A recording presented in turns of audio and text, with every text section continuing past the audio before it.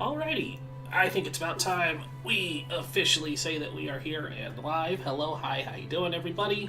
Welcome back once again to our channel, Party White Games. This is, of course, Wild Beyond the Witchlight. Before we begin, I will just go over the regular news. We have a sponsor, Grinding Coffee Co. Grinding Coffee for all your grinding coffee needs. That's just the slogan I make. If they ever want to pay me for it, they have my email. You can use our code PartyWhiteGames for a 10% discount, and they have some wonderful new flavors that you can check out. They all sound incredibly delicious, and when I have money, I am going to order one of them in particular myself. It's that salted caramel one we talked about last week. It sounds so good. Yeah. Anything salted caramel is good. Anything salted caramel is good, that's true. It's kind of like pumpkin spice. Anything pumpkin spice is good, but only in the fall. We don't speak of the dreaded pumpkin spice out of season. But now I will do our wonderful face reveal. Whoops. Nope, I turned the cameras off instead. Aha! There we go. It's us. Double hidden. Oh, shit. What's going on here? You broke right, it. because there was no Kostya camera last week. So I have to drop that. There we go. All right, the role of Dido will be played by Stefan today. The role of Stefan will be played by Dido. Great. Your guys' cameras are in different spots. That's why I was just kind of like had to double take for a second. I was just like, okay. No, this is fine. I think it might actually be right, but I don't recall. But I moved the inactive cameras to the far right, and so maybe that's what it was. Anyways, hi. We're going to do our little tiny introductions of who we are and who we're going to be playing, and we'll go down the line from there. I'll start, and even though Shay is technically first in the camera order, she will be last because she is DM, and she can pick it up once we are done. Hello, I'm Rin. I will be playing the Monk Sashir. On to Stefan. I'm Stefan, and I'm the Ranger Constantine, Uncle Kostya the Sot. On to Dido. I'm Dido. I am playing Cinder, the Fire Genasi Hexblade Paladin. And last but never least, Shell. Hi, I'm Dougler. I'll be playing the Changeling Wizard Chell. And hello, everyone. I'm Shay. I am playing the everybody else. Everybody else. The everybody else, yes. We had a pretty interesting episode last time where you all got to meet Nib in his cave, who was working off all the terrible things that he did, extorting people, and is making up for it by making magic items out of gold, spinning it magically, because Feywild shenanigans. After being previously a cruel person and having been altered to be capable of feeling guilt now, it feels very bad for all the terrible things he did. But you all got some great magic items out of it, which I'm definitely going to have to make some adjustments for that, because you've all got a lot of good stuff. We extorted an extorter. It's fine. You did. Well, we caught an extorter, really. Yeah, and as such, oh, hello, hi, Spider Queen, welcome. But yes, you all had attempted to go see this Wayward pool, only to find that anytime you made your way closer to it, you didn't get any closer to it. It's like it's just perpetually the same distance, no matter how much closer you walk towards it. Like that dream where you're trying to get somewhere and you just feel like you're not going anywhere, like you're walking on a treadmill. Exactly that dream. I mean, like the tree, you're going past all the trees and stuff, but the lake is just still there. And it's just like at a constant 1,000 feet away from you. But you all had turned your attention towards going to see the Getaway gang after this interesting little discovery. and were promptly set upon once more by a returning monstrosity, Bojack, the taxidermy nightmare. And we left off in the middle of combat, to which I believe I was not taking advantage of the advantage that I should have had against the folks who had closed their eyes, but that's all right. So, on that note, Zashir, do you keep your eyes closed? I'm pretty sure I said yes last time, Okay. so we will do that. Also, I'm going to do just a quick inventory check on my character. Y'all do have a lot of stuff in your inventory that you haven't gone through.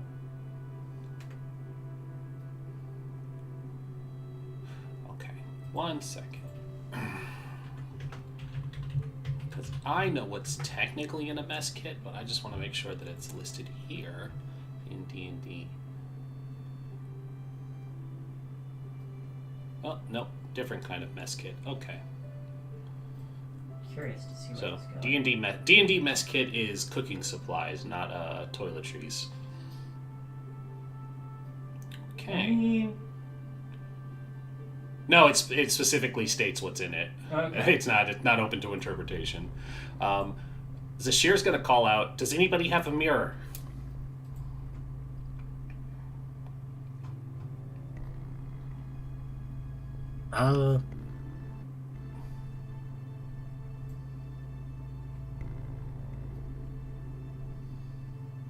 And while they figure that out, I'm gonna keep attacking. Okay. Yeah. 17. 17 hits. Because it still has fairy fire And flank. and flank. And having my eyes closed, getting rid of advantage, but putting it back on and all that good stuff. So there's that. 1 key point left, so I'm going to drop that, boop, and hit it some more. Wah! 24. Also hits. Wow. Okay, the opposite of how I was doing last week. And 14. 14. 14 misses. 14. However, there's another math. I can get back into it. Yes. Alright. I didn't have guidance, or not guidance, bless or anything, right? No, I haven't cast Bless or anything. I know we had it up during one of these fights. I'm just making sure. Okay. I don't think it was this one. Yeah, I think it was last fight against him. Okay, thank you. That's Okey-doke. me. Kostya, do you keep your eyes open or closed?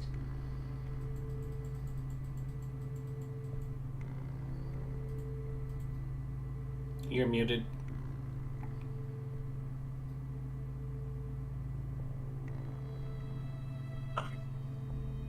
Muted and missing screens and everything. It looks as if I'm gonna have to keep looking this round because there is an unfortunate little note in a hunter's mark, namely a creature that you can see. Ah, Okay. So you could just take a peek. It'll be fine. what happens is Kostya will do the traditional way of not looking whilst looking, which is basically to fold up his beard, tuck it in under his hat, so that it just hangs straight in front of him completely. But it's obscured vision rather than lack of vision. Okay. So mechanically, are you imposing disadvantage on yourself to avoid the save? Yes. Okay. Well, yeah. While still claiming that I actually have a line of sight on it.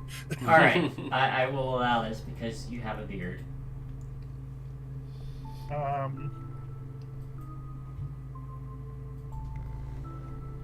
So we will cast Hunter's Mark, then rush off a longbow arrow at disadvantage.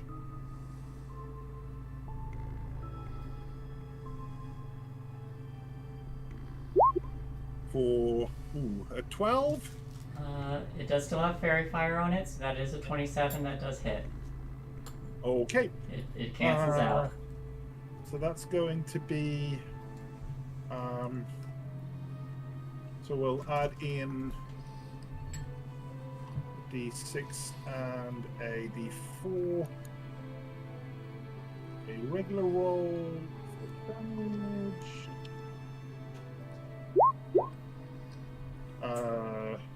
12, so 15 points. Sorry, yeah, 15 points with a favored foe on top, and then 3 on top of that, so 18 points piercing and force.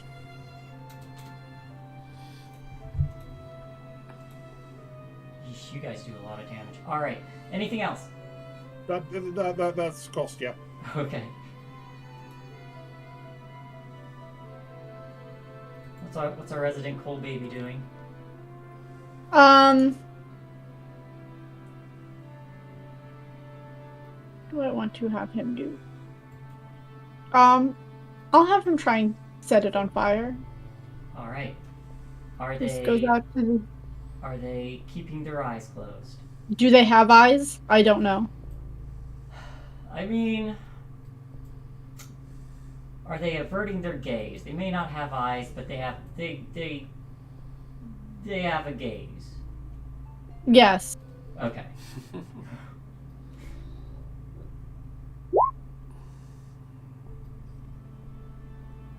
Oh, come on, work.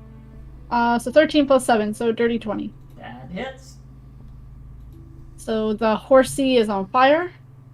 And it's a D4. Yeah. Takes 2 damage. And it'll crawl back up my sword. Okay. And that'll be Brenton's turn. Runs down, skips along the dried out mane for a little bit to light it on fire, and then runs back up. 2 damage. What's Shiny doing? I think Shiny is gonna move. Just sort of move in to be ready to jump in if need be, but probably not closer than that. Eyes closed or open?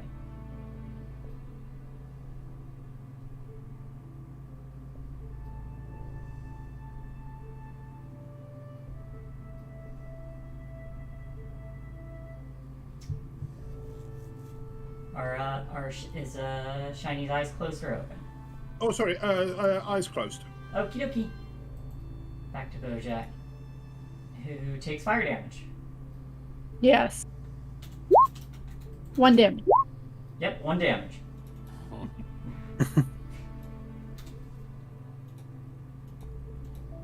Alright, Bojack is still fixated on Zashir.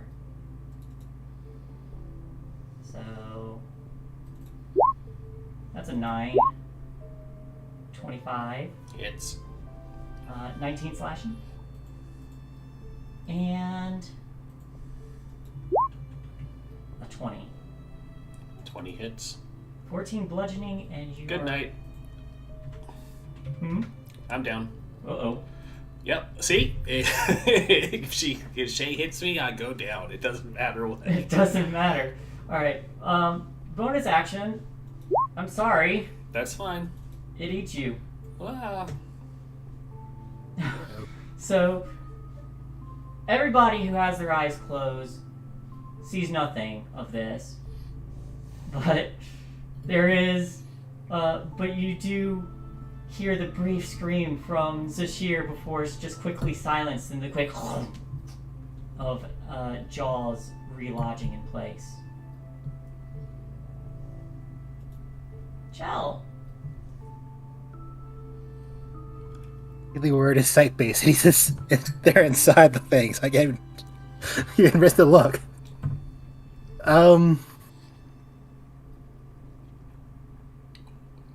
Hell is going to use Scorching Ray at it. Eyes closed or open? Closed. Actually, Alright. quick question. Yes. Would a disguise kit have a mirror in it?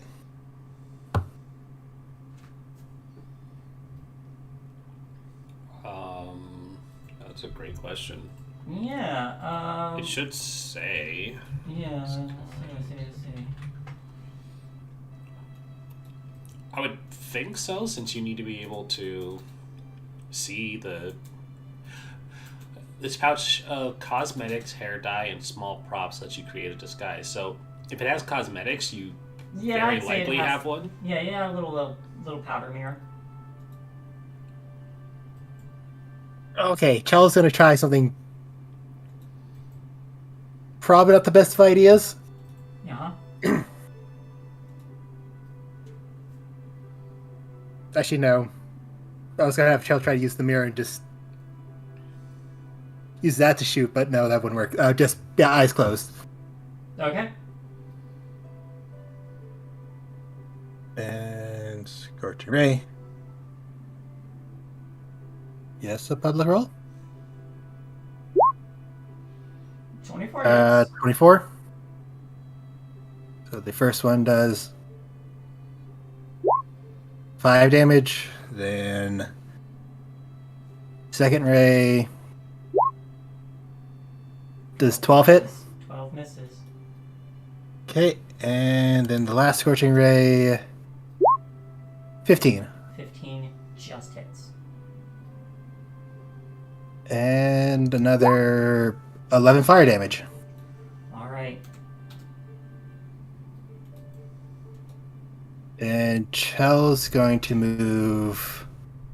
No, Chel's going to stay right where they are. Okay.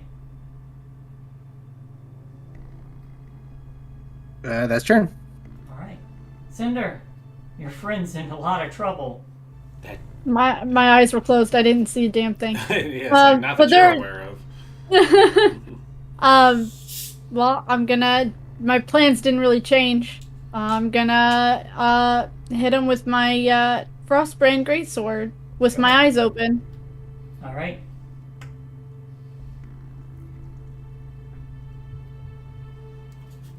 Now you see that she's missing.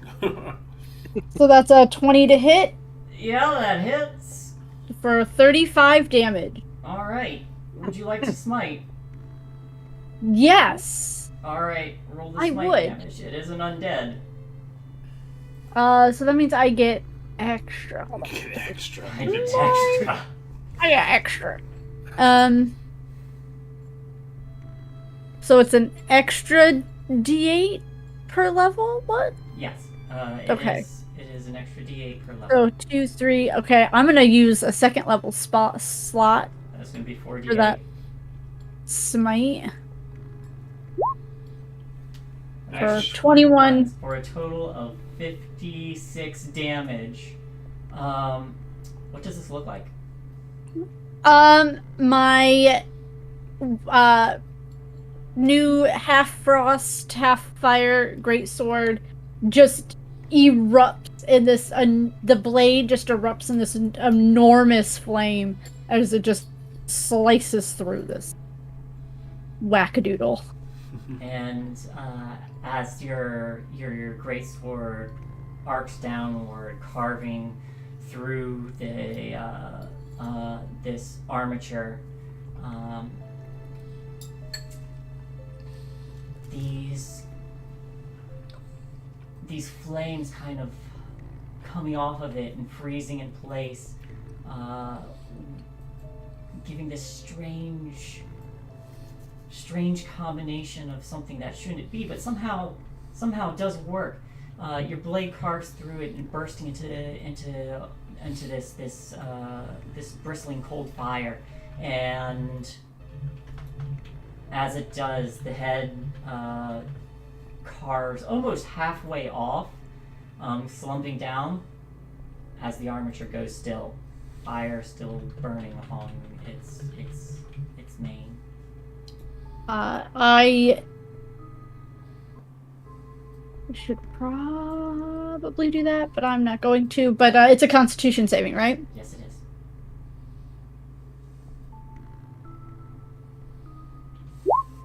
Oh, that's amazing. 14. 14. 14. You make it. You're fine. Oh. You make it. Okay. Yeah, it's made of different creatures, so there's like different DCs for different things here. But as far as the petrification goes, you see that cold eye just kind of like hanging for a moment, and you feel its magic just kind of like washing over your body, but you're able to push it away. Sashir, you're in a bit of a daze, kind of mostly unconscious, but you see like little needles dangling by sinew that start to coil towards you before they just go limp and inanimate. I don't see any of that. I'm unconscious. No, and then you go unconscious. Oh, Completely. okay. I'm just being scary. Gotcha. Anything else on your turn, Cinder? I don't have any. Okay. Sashir, Mm-hmm. make me a death save, please. Okay. Kostya.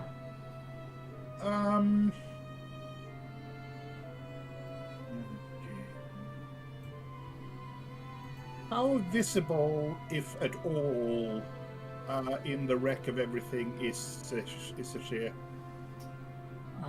With the head kind of like partially carved off, you can see some of Jashir's clothing.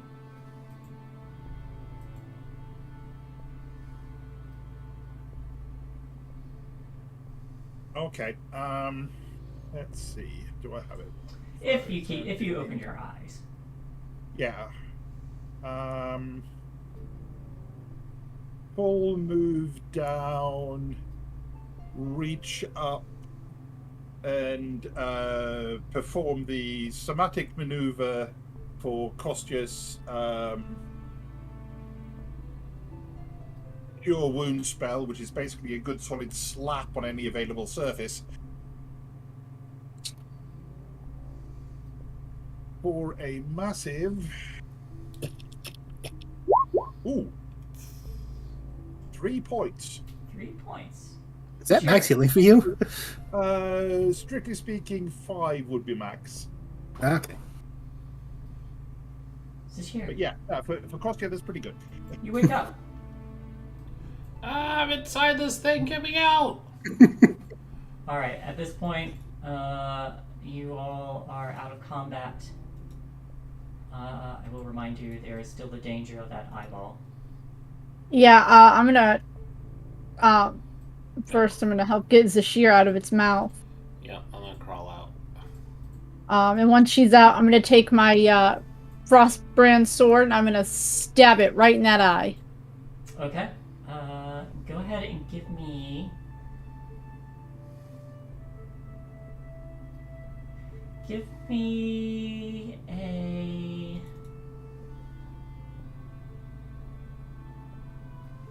Give me a straight charisma check. Great charisma. Did anybody have a mirror? I have Only one. one. All right. Make it look at its own gaze. You shove the blade straight towards this this basilisk eye, kept that had been sewn into its skull, and for a minute there's a strange amount of resistance that you feel. Probably whatever curse is keeping this thing together. But with your force of presence, you're able to push past that, the blade sinking through the eye and ruining it.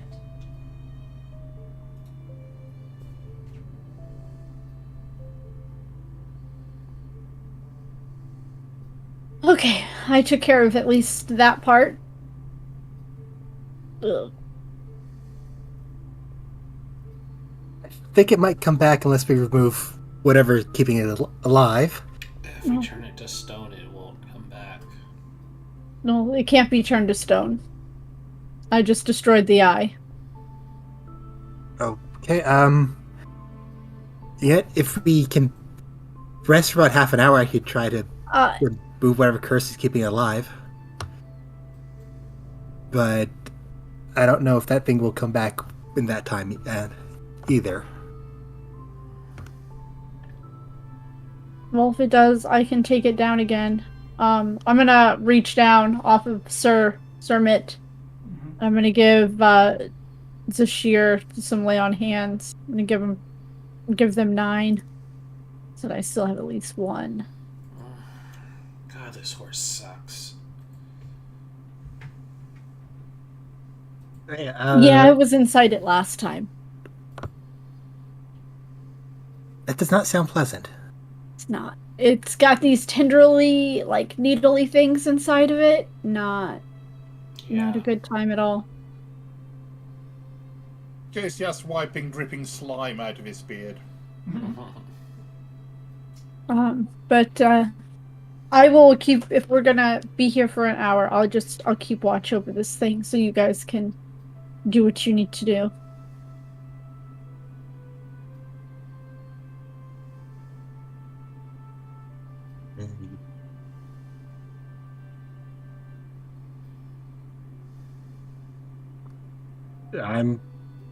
So we'll take a rest. I get to use my arcane recovery.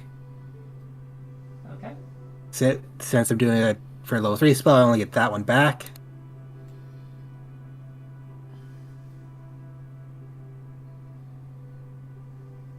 Does the rest happen uninterrupted at all? You sit down and you start to rest. Anyone who's not resting, go ahead and give me a perception check. I'm definitely resting.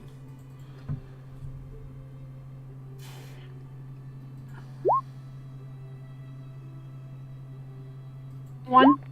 Oh, nice. 16. Sorry, 16. I read the wrong. 16. Cinder, kind of, as you keep watch on this thing, waiting for it to return, it remains inanimate for the most part. The only thing you notice is that just slowly over time, after some time passes, the threads that were just kind of hanging loosely are now taut. I'm gonna stab it. You stab it. Still don't think we should petrify it.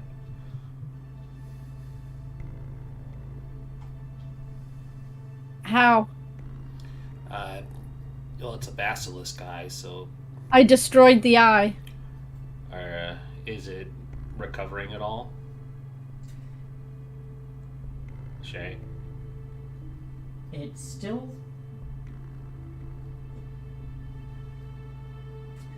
From Cinder watching it,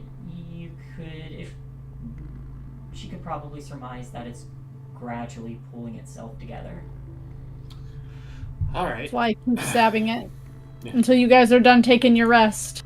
That's what I'm gonna do. If it looks like it's healing, I'm stabbing it. Until that hour is up. We could take it somewhere where there's a very big mirror and just leave it in front of it. Oh, maybe I can make it. Well, didn't Shell say they had a mirror? Yeah. That's why I was wanting to petrify it. We could wait for it to just heal itself and then do it. Not like we're going anywhere. You want to risk it trying to swallow us again? We've beaten it twice now. And it only seems to only want to kill me.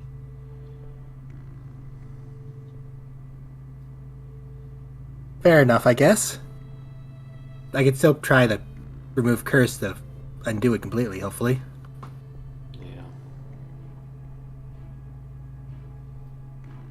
At least worth a try. Cal's gonna go over to it and...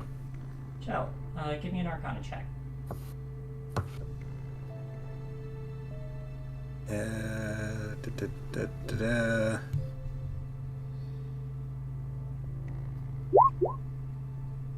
That is a 12. That is a 23 because you were there when it happened. you think back to when you and Zashir were both bound in the room with the hag. You remember seeing her carve out Zashir's tongue and sew it into this thing. The incantation she placed was placed on Zashir.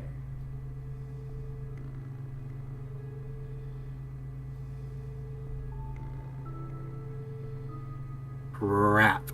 And is bound to the tongue.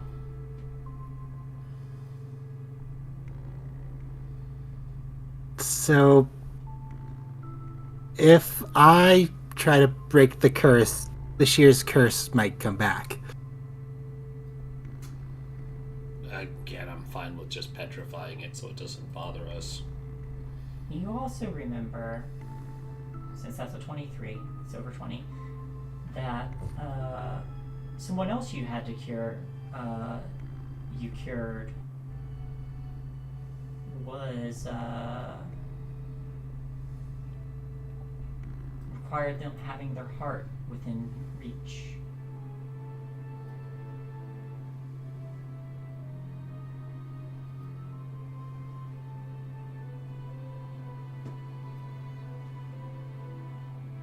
Oh.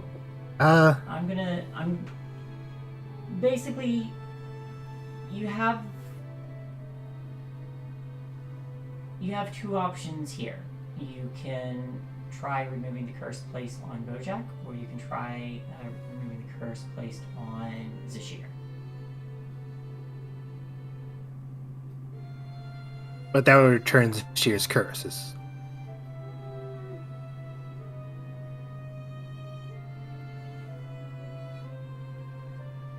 Not in the same way.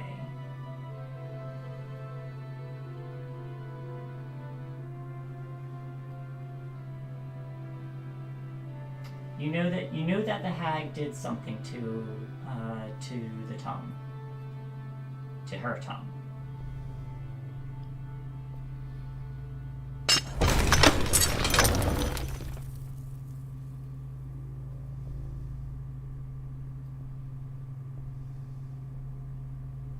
Okay, so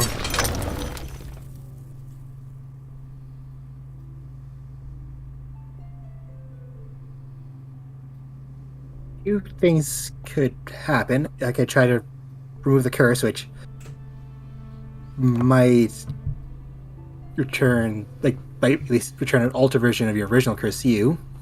I could try removing the curse from you, which might just break its connection to you. Or I could potentially do a good enough job that we don't have to worry about any of this. I don't think the third one is quite possible. It's quite likely as it is. I mean, whatever you want to do.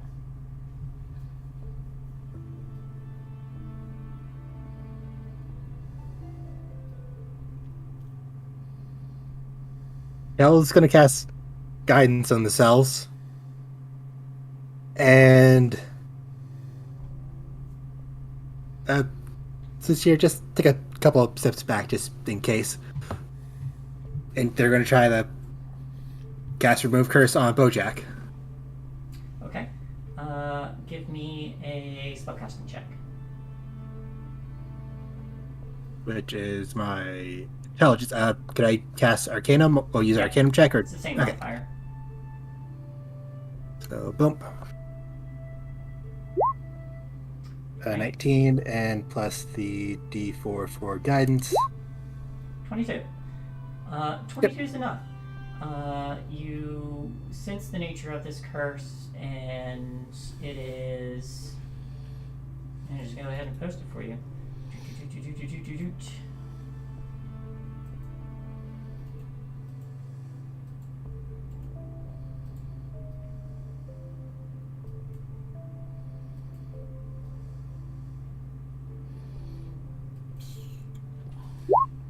There you go.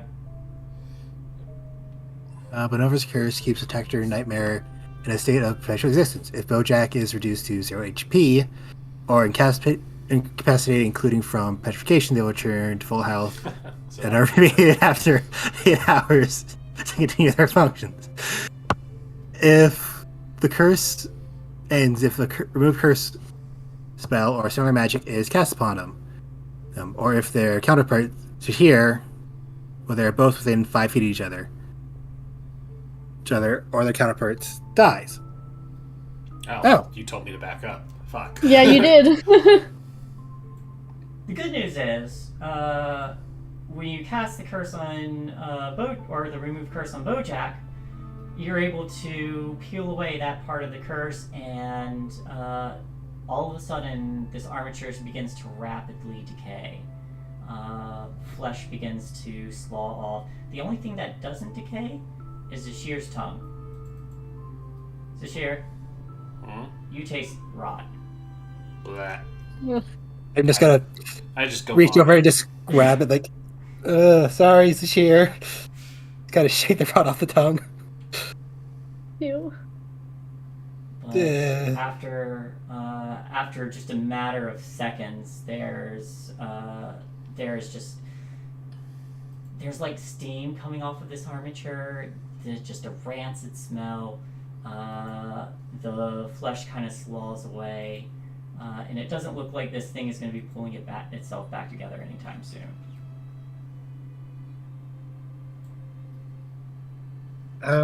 But now you have the means to fix this year whenever you have removed curse again.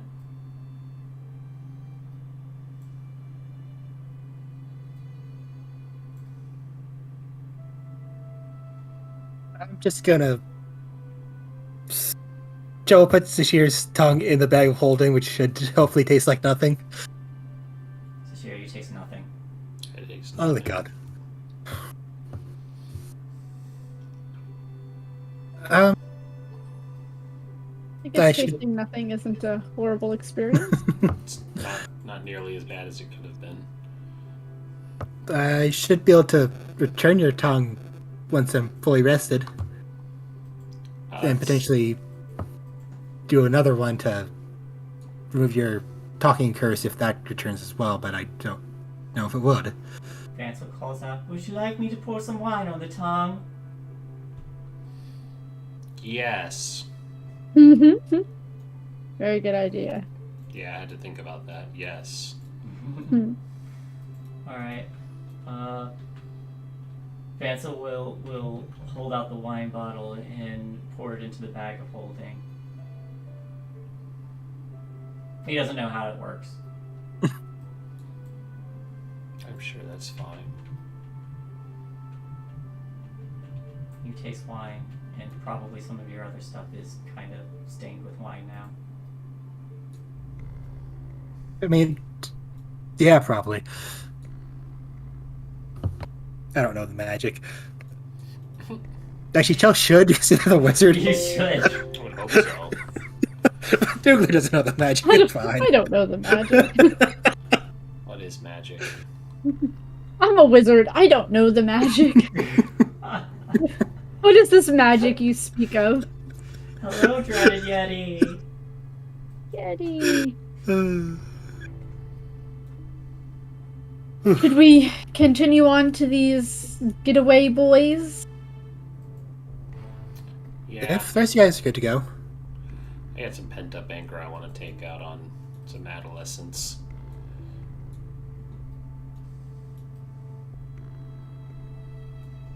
Oh, Chell will cast Healing Word on Sheer. Just give him once more low boost. Oh, I was only like 3 off. You don't need to waste a spell slot. Oh, okay then. If you're looking good, Cinder, are you looking good? Because I know you're. I didn't get hit. Oh, nice. I'm good. Yeah, it was not able to really hurt us last week, and then all of a sudden Shay could just hit this round. Yeah.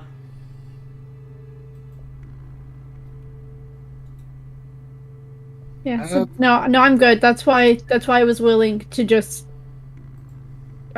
let you guys rest for that hour because I didn't really need it. And I only used one of my spell slots, so I was good. But thank you. Definitely use the warlock slot. Wink. Absolutely. Actually, that's the only level 2 slot I have is my warlock. Alright.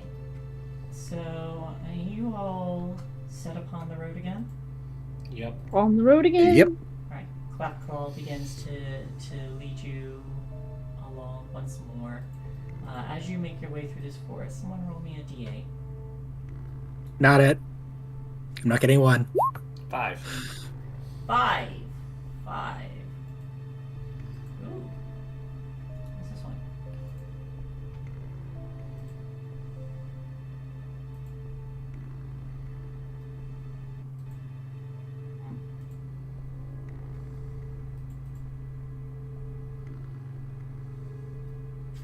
Alright, so you all are moving along, and as you're walking,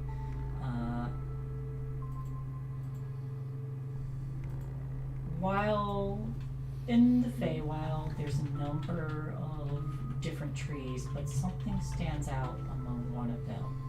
There's a gigantic, gnarled oak that comes into view. But unlike the other trees in this forest, this one looks unhealthy, and there's golden brown leaves and a thick carpet of just dried up leaves surrounding it. You also see 3 rusty sickles lying among them, and standing next to each of these weapons is a bleating goat. A bleating goat, not bleeding. Bleating. Bleh. But Yep. And okay, there's- that's better than what it's not what I imagined. Interestingly enough, and I only know this because I grew up on a farm, sheep go bleh, and goats go bleh. They have like a more gravelly bleat. Anyway, there's 8 tiny houses that are made of woven twigs nestled among the boughs of this tree. There's also squirrels that dart nervously around these domiciles. I think we found our getaway kids. Good chance, yeah. Well, The three if it is, the ant is kind of sick. The 3 goats are glowering angrily at this tree. And you hear from one of the domiciles, "Just leave!" Just what? Just leave! But we only just got here. You hear whispering coming from the trees, and then the 3 goats turn around as well and narrow their goat eyes at you. You also see a couple of tiny faces kind of poke out around the window. Hello in there. They kind of like shy back away, except for like 1 or 2 of them. Hey, we just want to talk. You hear a little bit of whispering before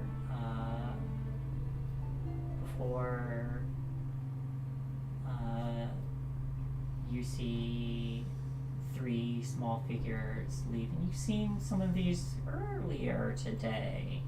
These are pixies.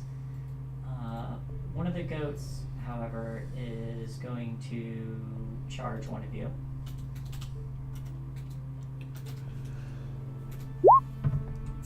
Does a 12 hit?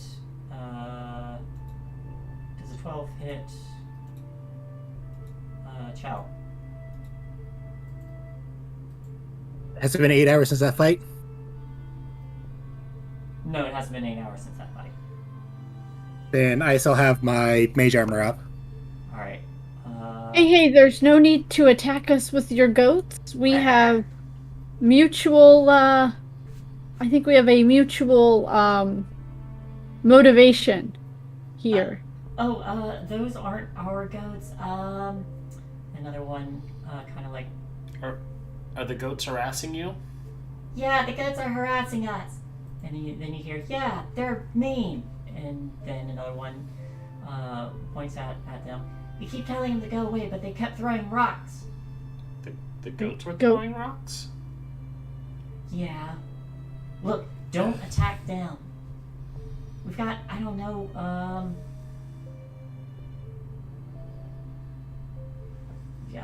however many time is left. I don't understand. You're gonna have to speak more clearly. One of the pixies flutters a little closer. They weren't always goats. We just turned them into goats. Why did you turn them into goats? Because they were threatening us. And throwing rocks. Oh, they were throwing rocks before they were made into goats. That makes more sense. It does. What were they before they were goats? Another one of the goats is gonna try attacking Sashir. I'm gonna get 14 to hit. I'm gonna get 14 does not hit. Okay. I'm gonna get between I want to get between the group and these goats. Okay.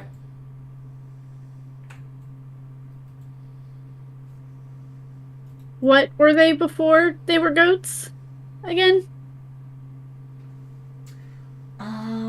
Well, they were about that friend size, and they point to Kostya, except they were wearing these red caps and had these.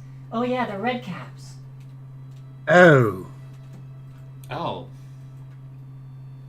And then you hear another say, "Yeah, murder fairies." Murder fairy. Round up those sickles before they change back. All the That goats sounds like a start good idea. bleating Angrily. Yeah. And they're all gonna make 3 attacks against whoever gets closest. I'll go in. Yeah, same. As long as the other two collect their weapons. All right. We're going with this year. 1 against the shear, 2 against. Well, that natural 20 is gonna hit, but the other 2 are not gonna do anything. Oh no, the natural 20 hits this year. That was the first one. Yeah, it checks out. You take 1 damage. Okay. They're trying to defend the sickles. Yeah, I was gonna try to run around and grab the sickles while they're going after They her. are they? Did they turn back, or are they still goats at the moment? I think We're they'll still only goats. turn back if we hit them. All right. I'm gonna pull out my rope and I'm gonna try and tie one of these goats up. Okay. Make an athletics check. And they will roll theirs. Oh, not great. 16. Even worse. You managed to hog tie one of them. Mm-hmm. All right, one down. Let's turn this into a cattle farm. Yeah, I'll do the same. You all start hearing cheers coming from these tiny houses in the tree as you start wrangling these goats. Go ahead, whoever's trying to hog tie them, give me 12. How many goats are there after the one Oh, I wait, tied that's up? just 20. Hang on. 20. There are 2 left. No. Okay. 6. Zashir, you're able to hog tie 1 as well. So 1 left. Okay. Anybody else have some rope? Yep. Can I get some more rope? I'll get the last one. Hog tie him up. 16 to hit Cinder. 16 just hits. All right, you take 1 damage, and then. Whoops. It was a 21 to tie it up. Yeah, it rolled a 20. Yeah, you managed to tie up the last one. Chow's gonna store their sickles in the bag of holding. These goats stare hatefully at you.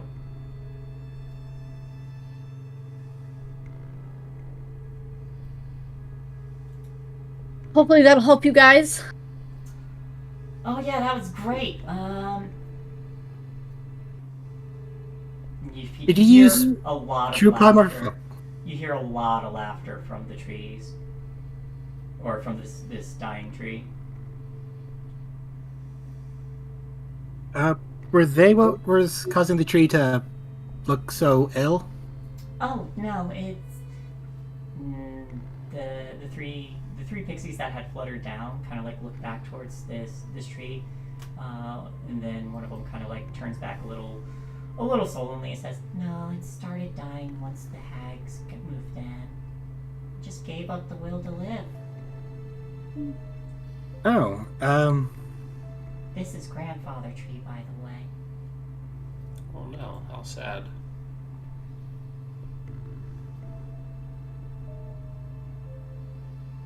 well, there should be some hope now. One of the hags has been dealt with. Haven't you heard? And they kind of blink and look at each other.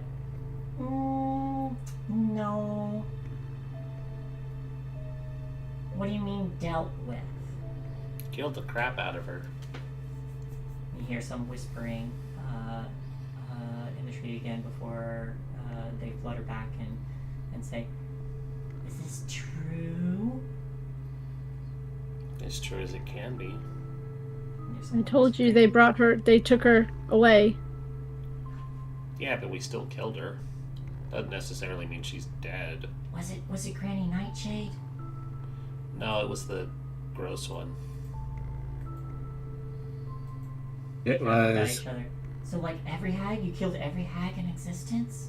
Boy, wouldn't that be something? No, we didn't kill every hag. Oh. It's the First one Avorna. doesn't narrow Yeah. it down very much. Bavlorna. that's her name, Lenora. Oh. Hey guys, maybe we should go visit the swamp sometime. You hear some whispers in the tree. Well, it looks like these three aren't going to be much of a problem anymore. They just started appearing all over the place when Granny Nightshade took over the forest. Well, maybe since we helped you, you could possibly help us with a couple of our endeavors. We could give you some more information, maybe. Unless you had an idea. Well, we are trying to cause as much trouble for these hags as possible. If you can help us in any way to do that. But we're also trying to figure out how to get close to the beach.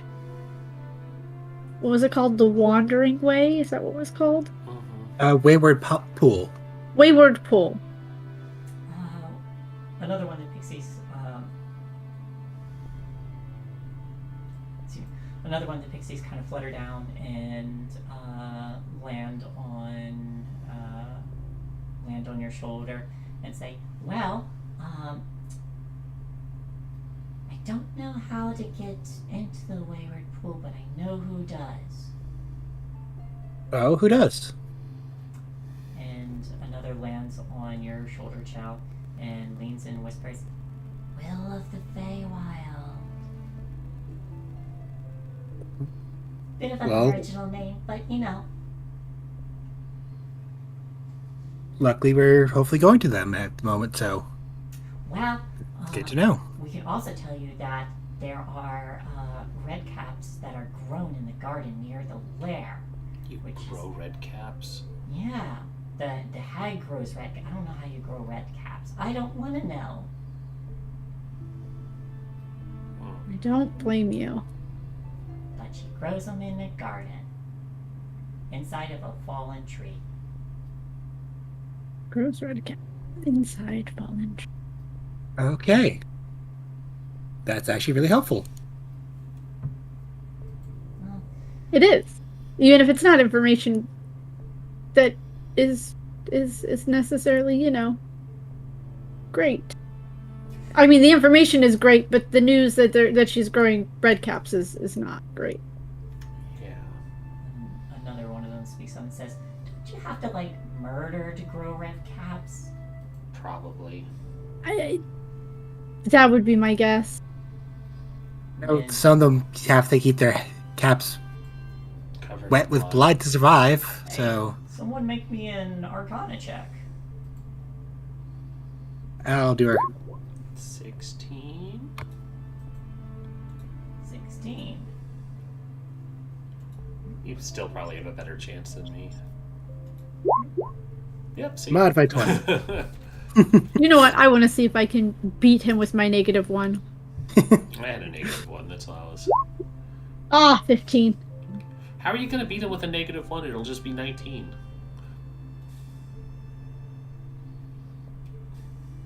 We don't speak of these things.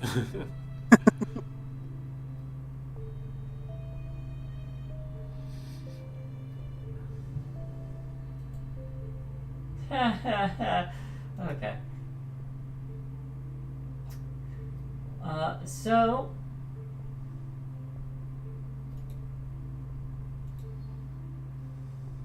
for Zashir and Cinder, you both know that redcaps do indeed need to soak their cap in blood to stay alive. They are also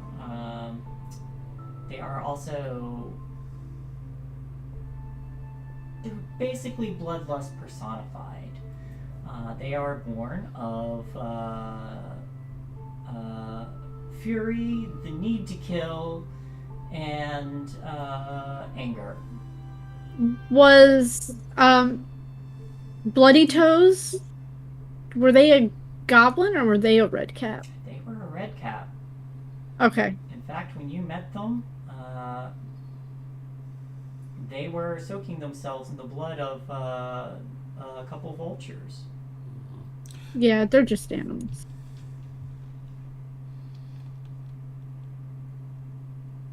But she didn't attack us.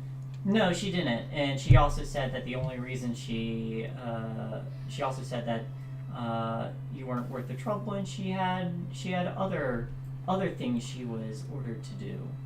Hmm.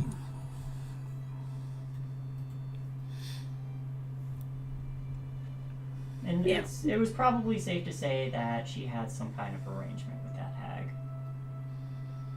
Red caps are no joke. I mean, they are when we steal their sickles and they're turned into goats. True. Yeah, that's quite a good joke. And then hogtied.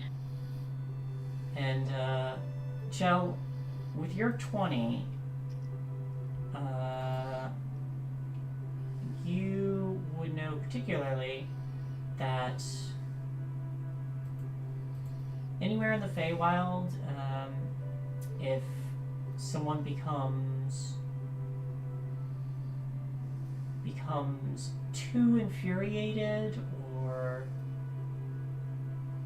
feels the need to kill or succeeds in killing, these are the kinds of things that cause redcaps to be born.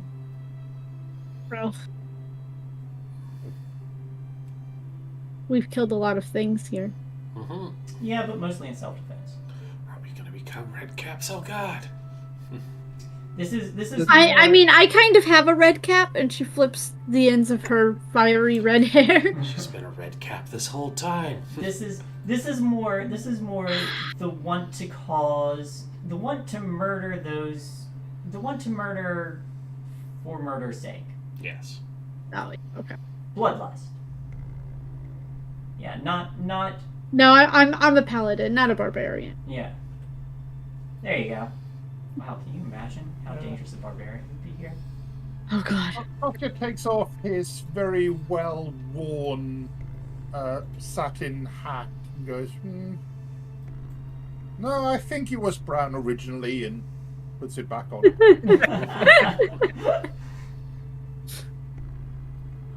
Just then, the three goes, and you see there are indeed 3 red caps on the ground with their wrists and bound to their iron boots, and they are all glowering at you. Hey, give us back our sickles! No, they're being dicks.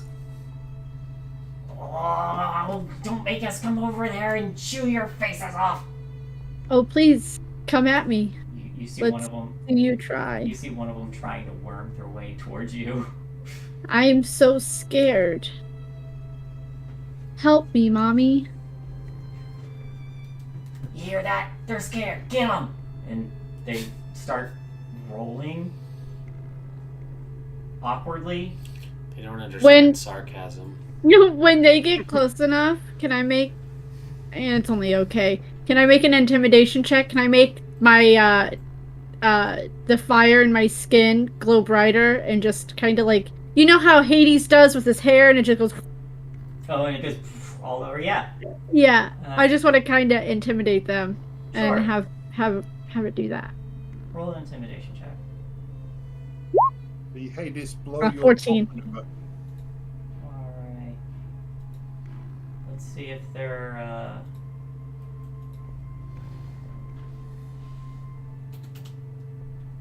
Oops. Let's see.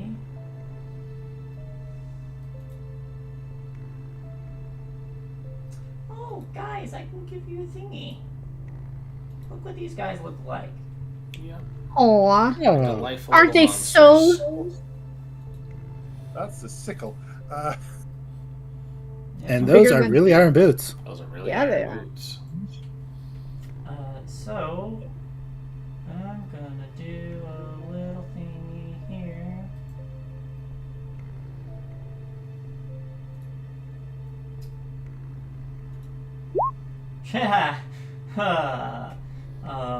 They roll a natural one on their need for bloodlust.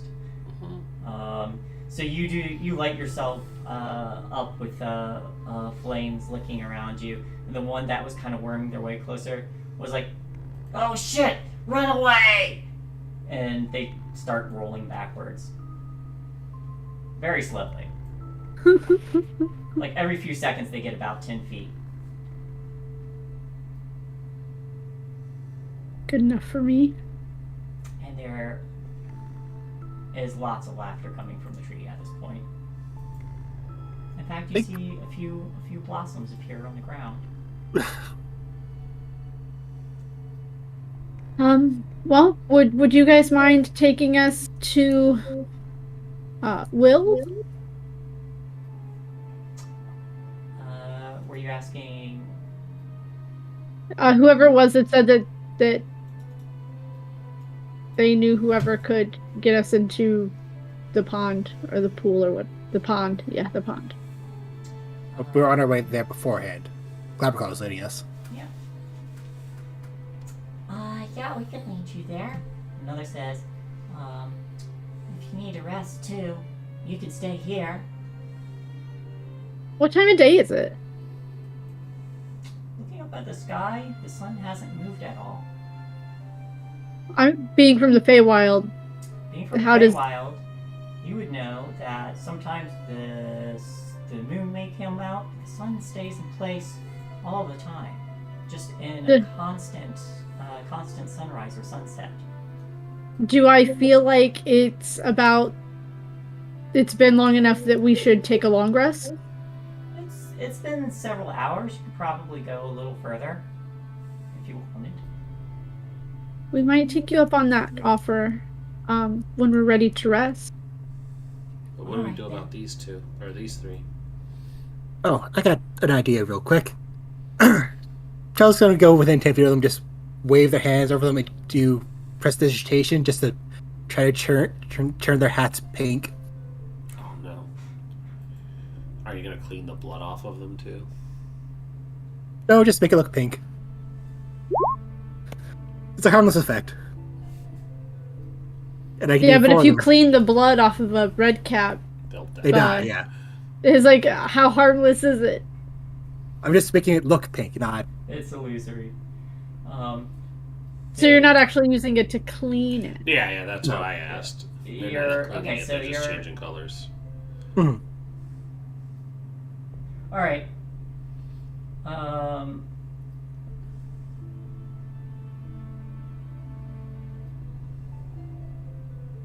Okay. So, are you just doing it to one of them or all of them? All of them. Okay. You cast it on all of them. One looks looks over to the other as they're still kind of worming their way away, and says, "Oh no, Savage Mouth, you're dying!" And the other looks at the other and says, "Steel Gore, you're dying too!" And they all start to panic.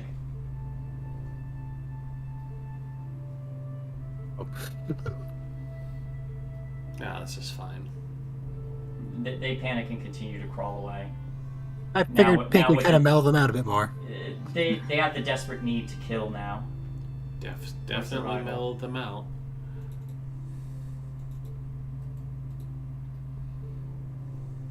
And you just hear as they're pathetically rolling away. Quick, we need to find something to kill.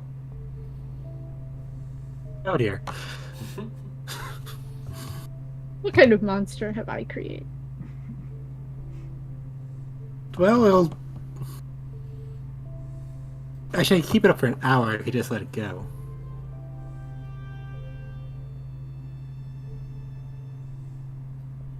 We should really continue on, though. Yeah, this is your spell. If you want to torture them, that's your call. We'll drop it. Yeah, I'd send them in the direction of the product, but I don't know that they're going to be able to get much color back out of it. Probably not much. Well, we should probably be going. All right. The Oh, pixies. if any of you guys do go to the swamp, would you mind taking a stop at Helami Hill? There's a goblin there called Jingle Jangles. If you just pass on a message that we got the revenge, that'd be great. One of the pixies lands on a branch just eye level with you and gives a little bow and says, "It would be my honor." Thank you very much. And then you just hear a lot of, "Bye, bye, thank you. Come back anytime." Stay safe. Don't let those red caps get the upper hand. And as you bid them adieu, you continue along your way. Now,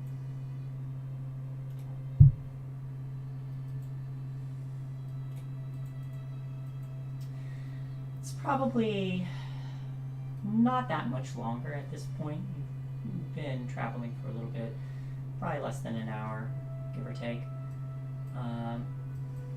But as you walk up ahead, you notice that there's a small group of children who are frolicking around another leafy oak. This one much more alive. You hear gleeful yelps carrying through the forest, and there are painted swings that dangle from the branches. Nestled in the crown of this tree is a ramshackle house. How are you all approaching? I guess as we get close, I mean, I think based on what she knows of hospitality and the rules of the Feywild, she would probably Cinder would probably make her presence known. Okay. The moment you come into view, the shouts kind of like suddenly stop before someone calls out, "There's people here!" And then you hear a girl cry out, "Quickly up the tree!" And then you see all these children running for this tree and scrambling up these ladders, hanging by it. And after a moment, you hear, "Stand down or face merry hell." Cinder would walk forward. No weapons visible. She shunted her blade back to the pocket dimension. We're not here to harm you in any way. Your friends back by Grandfather Tree said that you could help us. And there's a moment that passes before you see a face you had seen in some drawings before, in those wanted posters. A young boy kind of like pokes his head out. He's got a little bit of a fro going on, and he kind of like stares down. And you also notice that there's another creature besides the children in there. Everybody give me perception checks.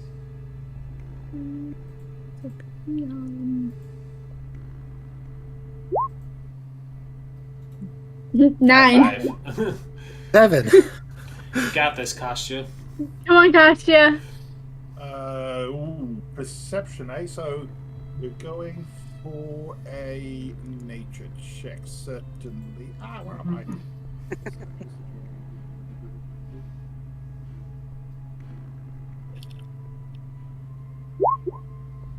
He did better than all of us. Hey! Yeah. Amazing. Kostya, for maybe it's just the angle of that you're able to see, but you see kind of prowling along the shelves, peering through the window, is a tiny little kitten with 6 legs and two tiny little tentacles on their back.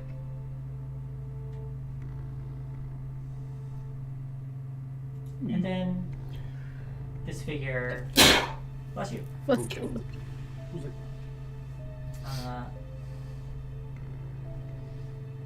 This figure calls down again, says, "So you were sent for our help." I think we could help each other.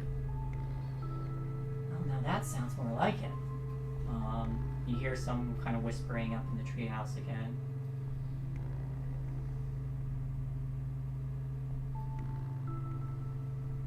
And then a rope ladder swings down and hangs down. And you hear, "Come on up." You heard them. And Cinder will go up first. She doesn't want anybody else to get hurt if this is a trap. Yeah, we'll go up afterwards. On that note, sense motive. Or Sure. Whatever sense motive is supposed to be in this, because I'm old. Insight check. Insight, thank you. Yeah, I trust them. Alright, Yeah. I'm going up. They seem completely trustworthy. Nothing to worry about here. They're a bunch of little kids. Yeah, they're a bunch of little kids. What's the worst they could do? As you start to Sneeze on you and get you sick. I mean, yes. as you start to climb, one of them does the figure who had been addressing you to say, "Just keep in mind, Little Oak here will crush you if you turn against us."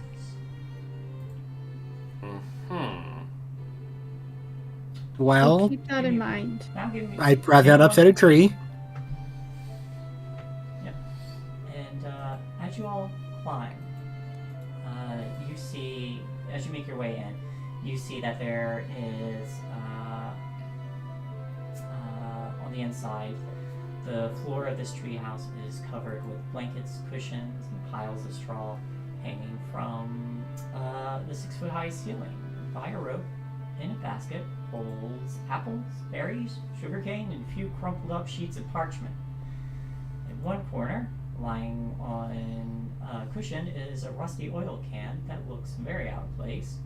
Heaped in another corner is a crude unicorn costume made of polka dot quilts and a wooden horse's head that has a wooden horn attached to it.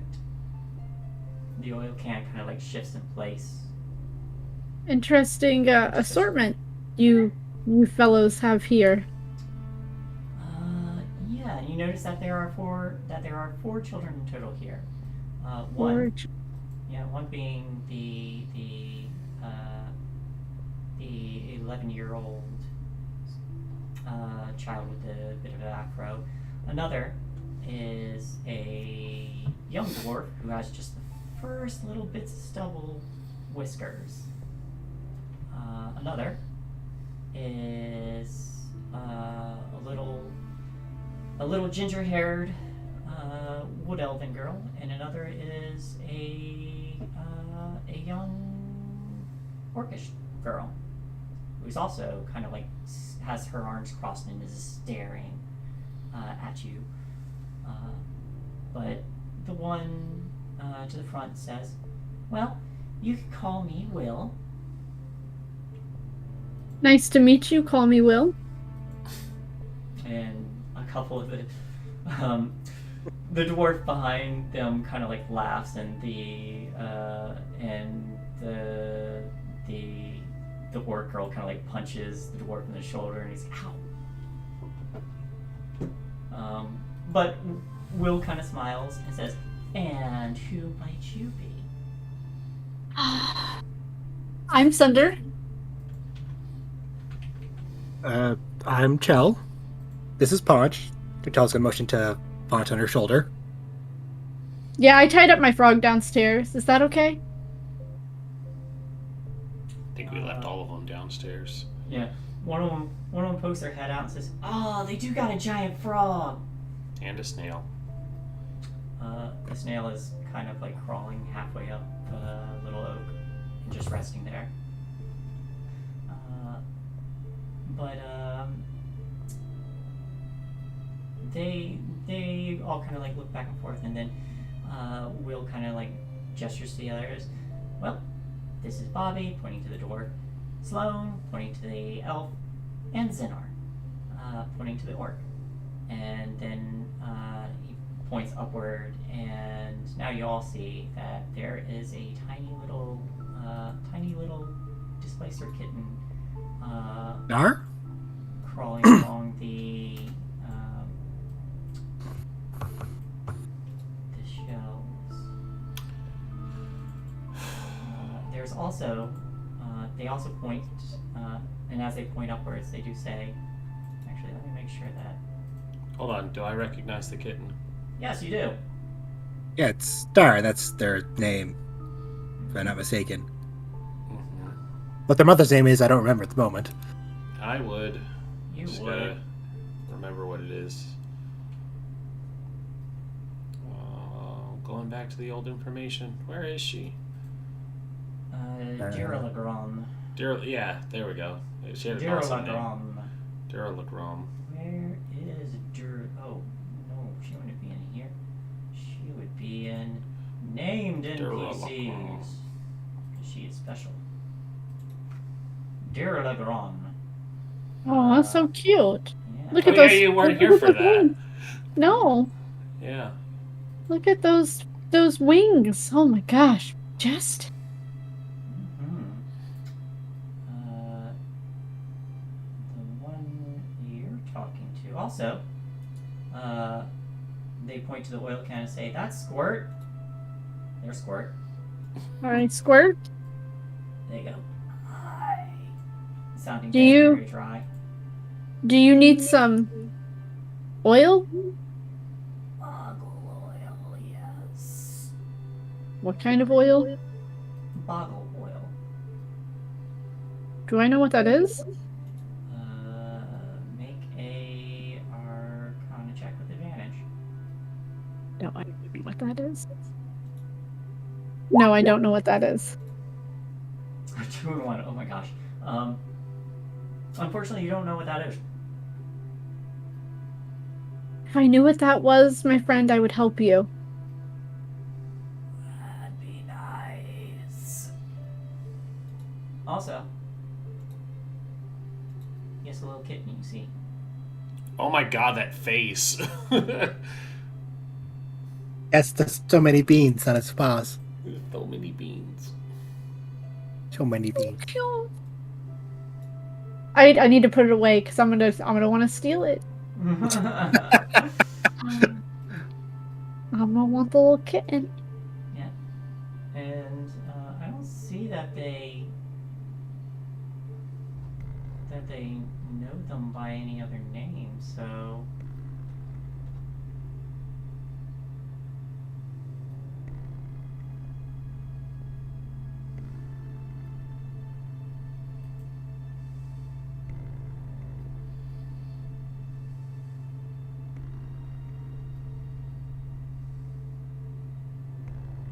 Okay, yeah. And they just point upwards towards the little displacer kitten and say, and that's Star.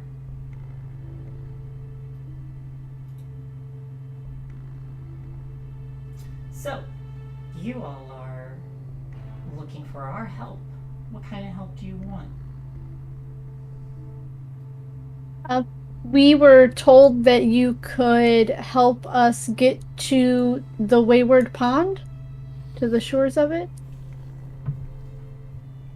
Yeah, I know how to get there. And I was thinking we could, in return, help you with these. Shall you have them, right? Or I have the witch. The Oh yeah, the wanted posters. Posters. Yeah, show them. And you show the wanted poster and he goes, Well, glad to know I'm being quite the thorn in her side. Well, how about this?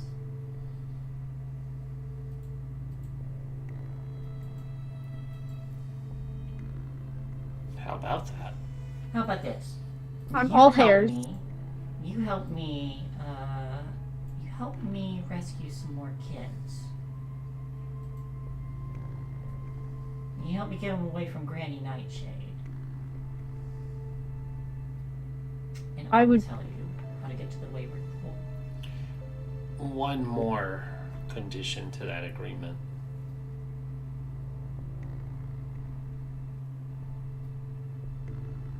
I'm listening. Okay, I was assuming we were pausing for dramatic effect. Oh, we Um, were. Star here, their mother, dear Legrand, belongs to the Witchlight Carnival. She's a member of there, and she's been missing her lost kit. So we're going to need them returned.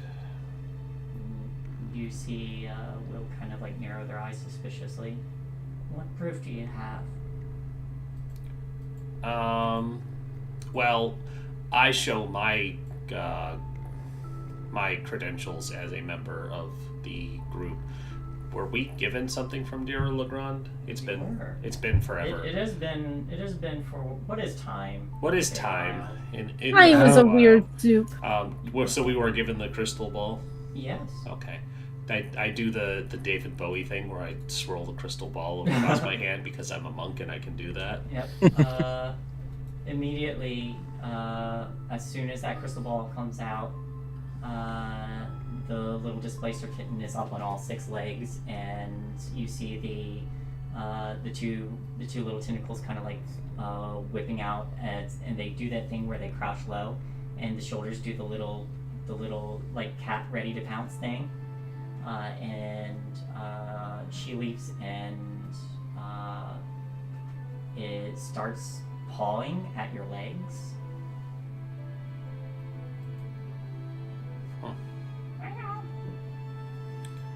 Seems that's proof enough, is it not?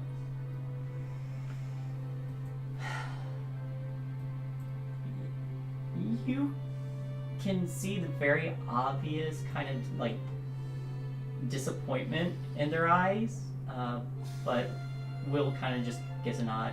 Yeah, all right. Yeah, yeah, I'll return them. Zashir will hold their hand out, so we have an agreement then. We'll help you, and you'll keep your original end of the bargain and return Star. For helping me rescue some more of those kids from Granny Nightshade. Of And course. they extend a hand, Shake, shake, shake. and they shake. Shake, shake, shake.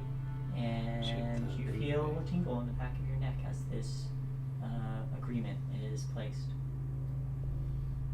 Hey, I'm the warlock. I'm supposed to be making the pack. I've lived here long enough. I know how this works. I'm gonna miss you, Star. But the little displacer kitten's still kind of like trying to reach for the little ball, I'll hand it over. and they happily play with it. And you just hear this All So, right. where are these kids being held? Well, Granny Nightshade, as she is so called, has them all. Has a series of children just working for her. Now, I can tell you that there's a squad of 10 soldiers that defend Lurch, but you can easily lure them away with distraction. Now, the children are being held captive in a workshop that's haunted by boggles. They're little slippery oil Ogle? creatures. Do they have? Hmm? No, sorry. Cinder just had an epiphany moment. Okay. The boggles are little slippery oil creatures that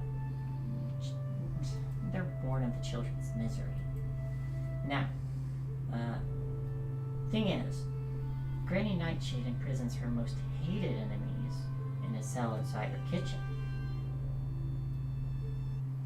Who is that? Her most hated enemies. I don't think there's one in particular. Well, Okay. I'm sure she would like to tuck me there, but seeing all those posters flying about.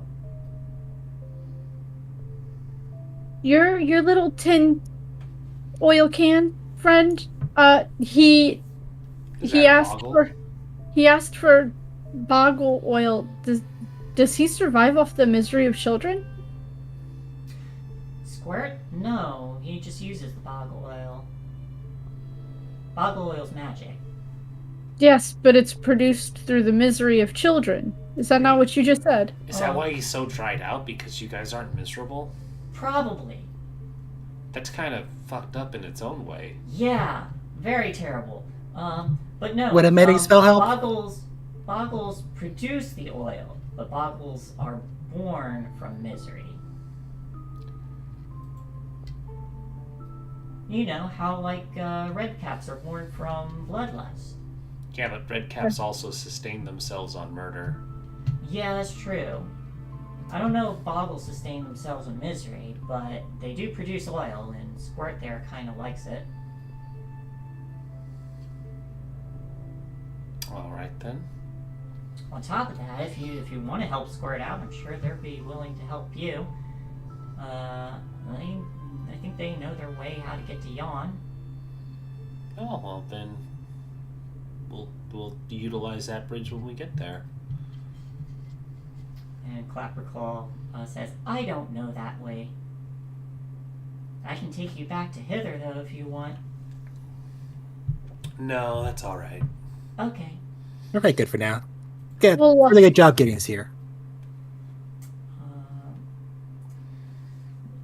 Will kind of pauses for a moment, and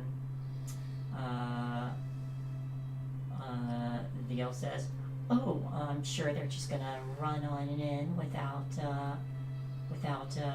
visiting for help first." And the dwarf kid says, "No, actually, I think it's a good idea that they go visit the pool first." And you see Will kind of pause and purse his lips in thought. Yeah, we can tell you how to get there if you wanted to visit the Wayward pool first. It could help you get to Lurch. But before I tell you that, do you think we can work out a plan on how to get those kids out? Yes, that would be better than going in blind. We definitely planned on having a plan, not like the last time where we didn't have a plan and it went spectacularly well. I mean, if things go spectacularly well when you don't have a plan, then maybe you shouldn't have a plan. Or we should have a plan so it goes more spectacularly well. So why don't you tell us everything you know about this area so that we can formulate a proper plan? We don't know if this witch has a spiral staircase.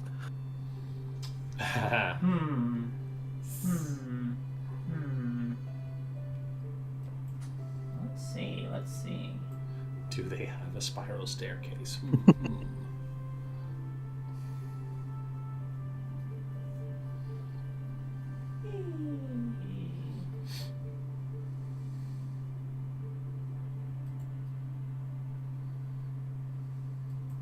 Clapperclaw, what? Yes, What do they you do know have a about? spiral staircase. They have several spiral staircases. Clapperclaw says, yeah, they do have several spiral staircases. But when you ask Clapperclaw, they say, oh, so that place is just like a giant tree that has fallen over. And it's like a workshop for like scary things. Is the tree in and of itself magical? Or is it just like a... I mean, I guess even a magical tree has some aversion to fire.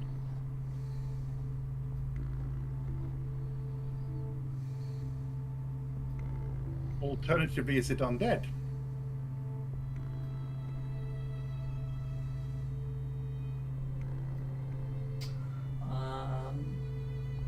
Will kind of says, I don't think the tree is undead. I think it's just a dead tree. But it is a witch's lair, so, you know, even if the tree's not magical, I'm sure there's a lot of magic going on in there. Oh, probably. Probably.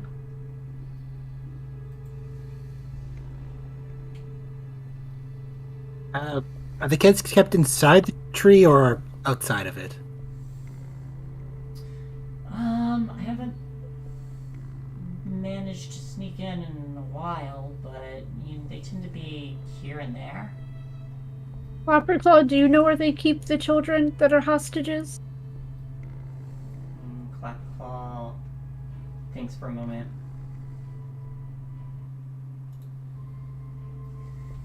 And says, it kind of depends on if they're working or not, or if they're in a cage or not, or if they're, there are a few different rooms that they could have been held in. And then Will kind of speaks up and says, yeah, there's like, I don't know, maybe a dozen of them in there. Are they all kept in the same place at night, maybe? No, I don't think so. Ah, dang. That would have made it easier.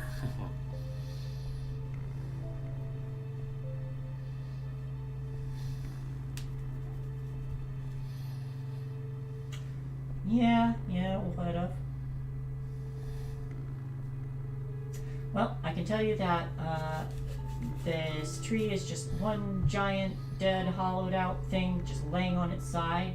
There's a bit of a ravine that has like a little, some of its roots leading to it. Do you know how to get there? I mean, yeah, I can get you there, but you gotta get past the 10 soldiers.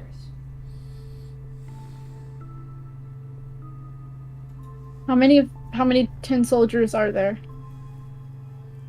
A lot. I mean, we can distract them. Like, Granny Nightshade really wants to get her hands on me. I'm sure I can lead him away. Well, I mean, if you wouldn't be totally opposed to it, we could use you as bait to get ourselves in. Make a persuasion check.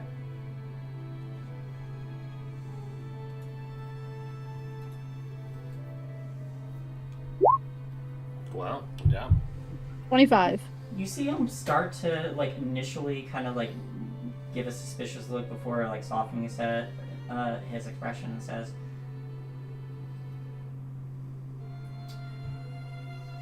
well, it's not a bad idea. I mean, how do I really know that you're gonna, not actually turn me over, though? We already made an agreement. We did do that. But, the agreement was more to help me save the children. You have to take Star back. Hey, Turning you in is in my best interest. Will, you are a child. So you are included in saving the children. Kind of like arc prowl before. And like I said, I need you to get Right? Will is a back. child?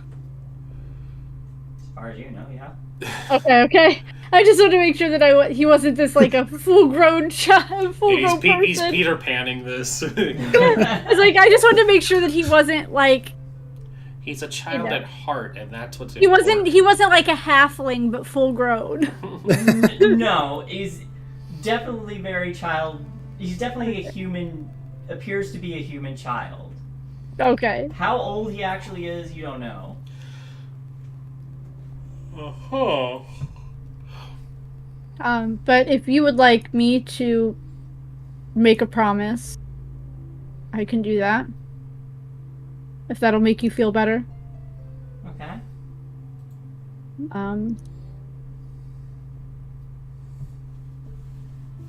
I swear on my pact of the summer court that I will not actually turn you over. That this is all a farce. And he kind of smiles and says, "All right. So, do you want to like put me in like irons or something? Make me seem like a real criminal? Dangerous?" I mean, I was thinking of just kind of tying you up where it'd be easy for you to untie yourself so that you can get out if you need to. I could do that. I've also got an idea for that. Pixies can transform things, like we saw with the Redcaps and the goats. We could have some of the pixies, if they're willing, nearby. We'll run to them, leave the guards there, and then they just kind of billy goat them. So we're recruiting the pixies now, too? More help the better. Don't know that the pixie. You're talking about one that's real close, right?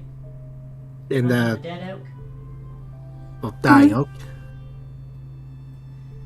I don't think they'd want to get involved with the hag.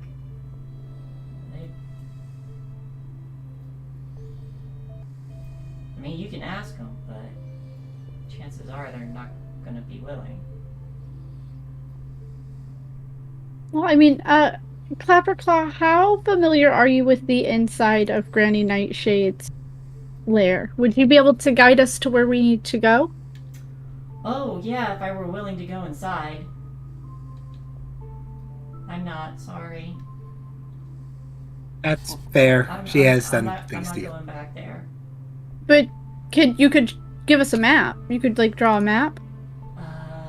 Yeah. You wouldn't have to go inside. And they hold up their claws and will look for some parchment and a pen. I think I've got ink. Okay. I have parchment too. All right. So they take the pen in one claw, and they take put the parchment down with another claw, and they start to draw, and it is a really poor drawing because they have claws. But they draw what looks like what looks like might be a ravine and a little bridge going over that. Then you have one open room, a wall, then a much bigger open room, and then a little circular room, then a series of hallways and tinier rooms, then another circle room, and then a square room, and then another circle room, all in a line. And then in the circle rooms, there are stairs leading down. I mean, honestly, this is more than what we had when we went into Babylon's place. That's true. I also have an idea. Chel's gonna take the quill and takes Clapperclaw's claw and put it on her hand. Like, okay, I'm gonna hold the quill, and you're just gonna kind of guide my hand. Would I be able to use guidance and sleight of hand to try to make this work?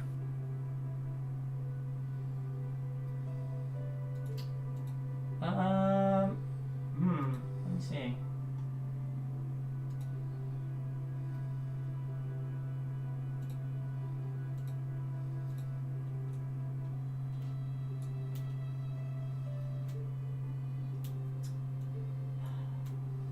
wish I had.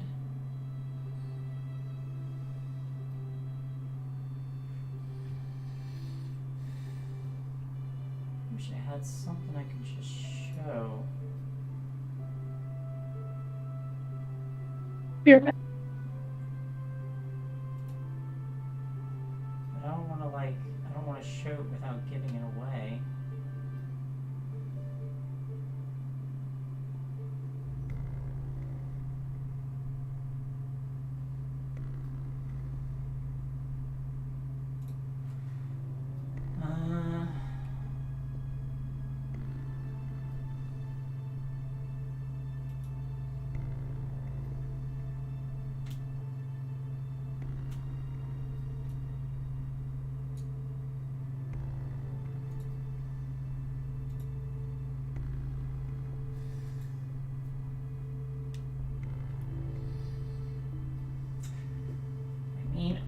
Maybe if I had actual paper. Hey, Ren. Mm-hmm. I'm just gonna draw it. Just gonna draw it. No, I'm just gonna draw it. She's just gonna draw it. Stand by. We're gonna do draws. I want to do draws. Do you need like 5 minutes so folks can take a break? Yeah, let's take a break. I'm gonna draw you guys a picture. All right. We're Alrighty. gonna take a 5-minute break, y'all. So use this time to get up and stretch it. Yeah, as Frost says, fuck it, we'll do it live. Fuck it, we'll do it live. 5 minutes, All right, y'all. Shay. Get up, stretch. We'll be right back.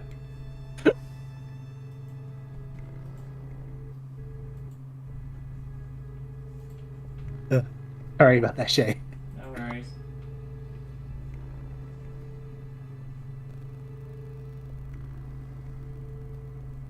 Back in a moment.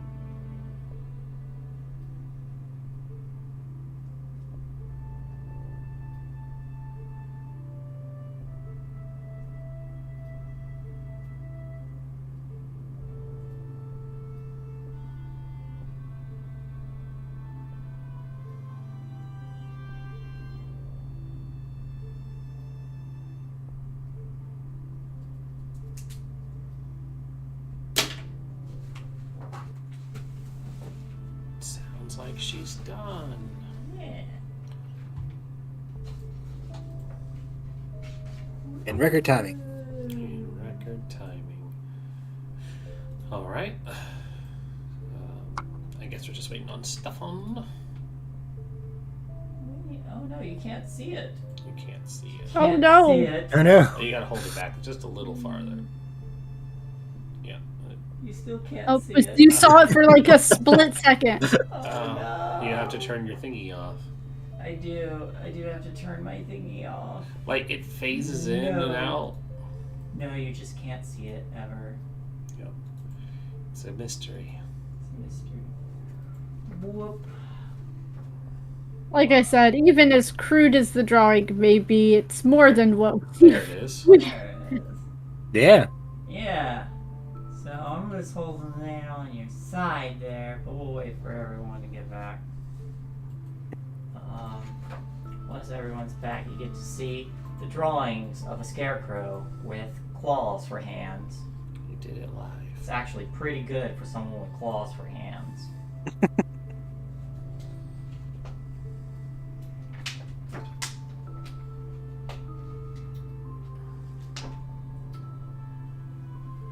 Wah. Wow. Wah. Wow.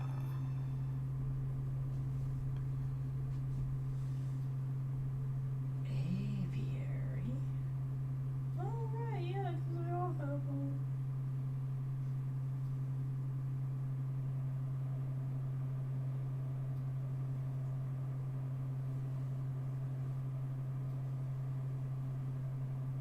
Heh. Oh no.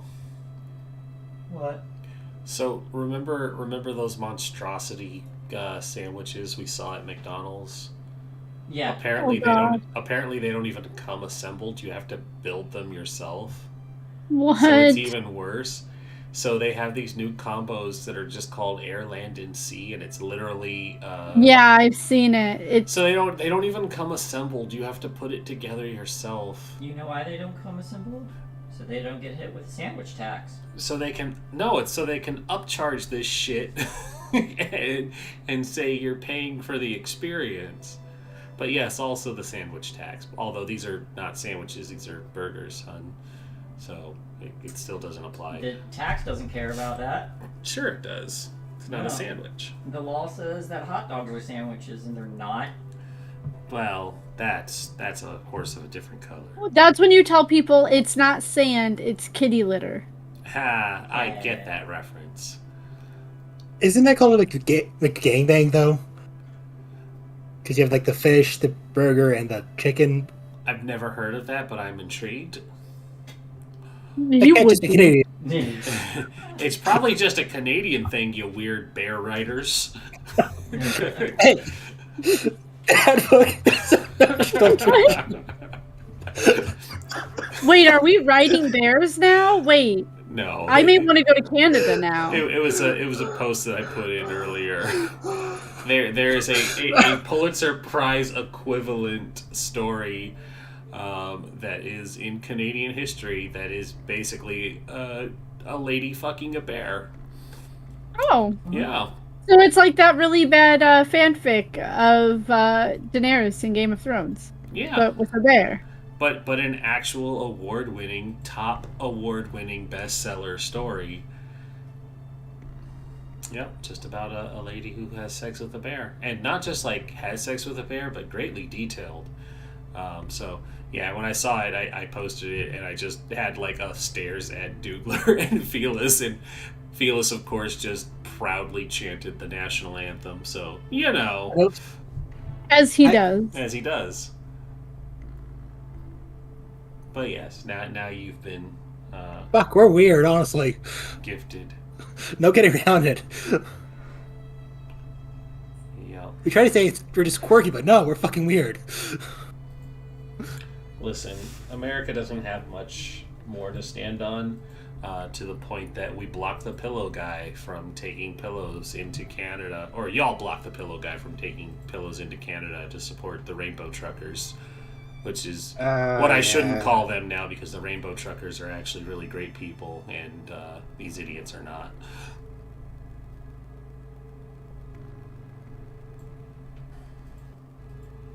They're still outside our apartment building. You know, slash tires would get them there permanently and fined.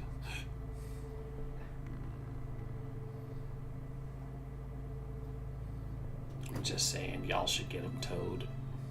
They really should.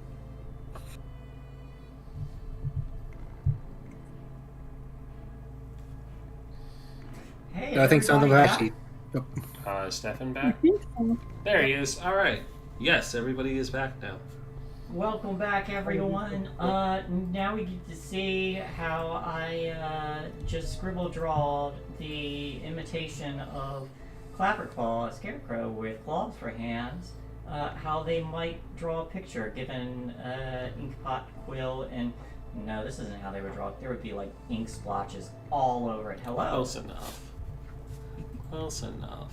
Close enough. But sans the ink splotches all over it, you all see. Did my camera go off? My camera went off. Camera went off. Hello. There you are. You're back. But sans the ink splotches, you get a little thing that looks kind of like this. It's Wow. not, it's just one big line of things, and you got a room and another room and another room with stairs and a hallway and another room with stairs and a room and another room with stairs. And, of course you got all this stuff on the outside too. And you don't know what those are. Those are like pumpkin patches maybe.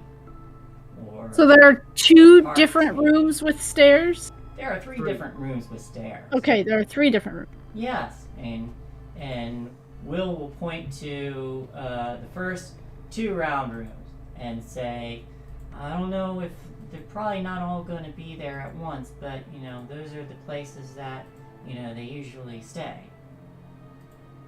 where she usually keeps them. Okay. So, yeah.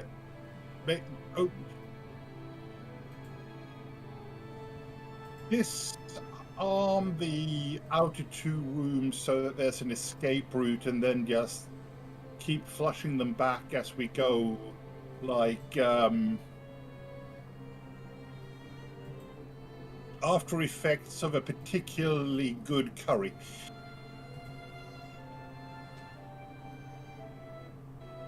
Are there places where the guards stay when they're not on duty? Well,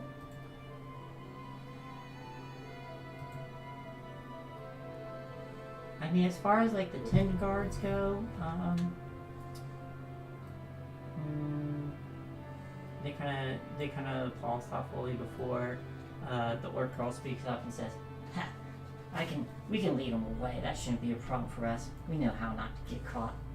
And the elf girl says, "Yep, we'll be like, nah, we'll be fine." It'd be like stealing a scimitar from a red cap. Sickle. Sickle. That's what I meant.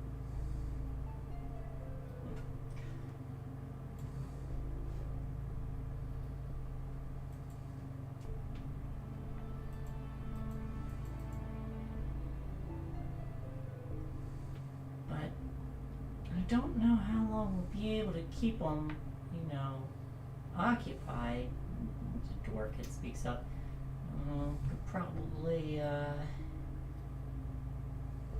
keep them busy for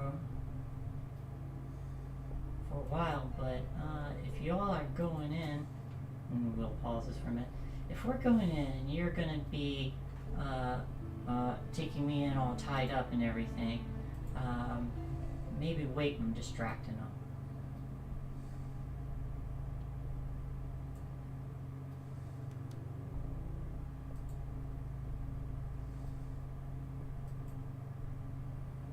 That's fine. Should work. Will looks I back mean, at the rest of you. How long you guys think you'll want to be inside? Until the job is done. Give it an hour before they distract them then.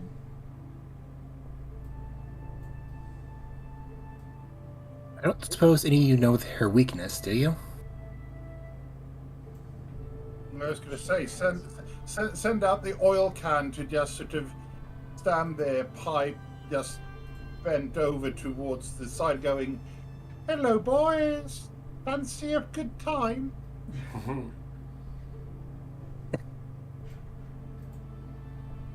It's crazy enough to work. All dried up. Would a mending spell help at all? I'm not broken. Yeah, it needs oil, not broken. Just mending restores. I just don't know if it help it little or anything. Kostya will sort of take pity upon the poor can and open up his tinderbox and pull out the tinder cloth that's soaked in lamp oil and just wring it out over the oil can. It won't be much more than drops, but Yeah, the oil can kind of like leans back on like part of it, slots open, and they go, "Thank you." A little less raspy than before. Well, we can check out the pond tomorrow. And then we should by then have put together any loose ends to the plan that we might have. Knowing her weakness would be a really good to have. It helped a lot with the other one.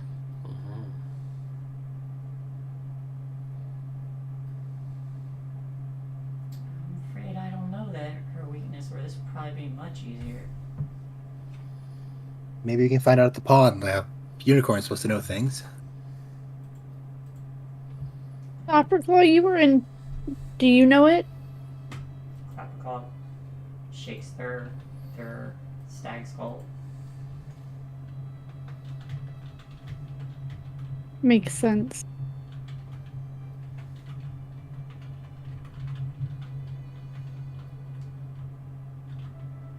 Well, we should get some sleep and head to the pond tomorrow, if that's okay. Willie, do you mind if we stay here for the evening? Or for a sleep? Yeah, that's fine. We'll be keeping an eye on you, though. That's fine. This is your home. I wouldn't expect anything less. They give a nod. Alright. Rest then. I'll tell you how to get to the pond tomorrow. I'm gonna take a long rest. Alright. Would anyone like to do anything during this rest? I'd like to inscribe alarm into my spellbook. I did reactivate my coal babies already. My stocking. Did that on the lap. Yep.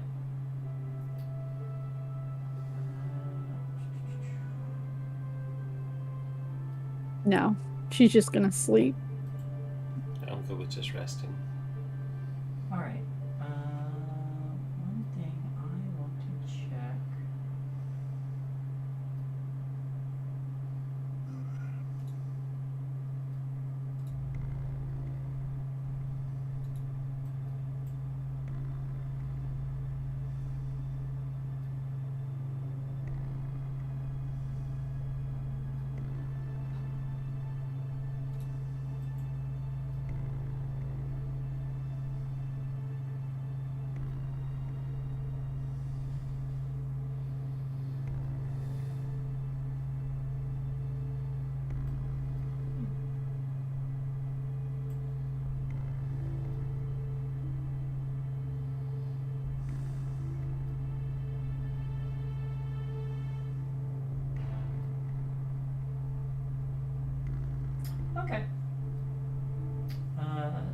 Jill, are you doing? You're just scribing alarm. Yep. All right, you do so. Well, if nothing else is going to happen,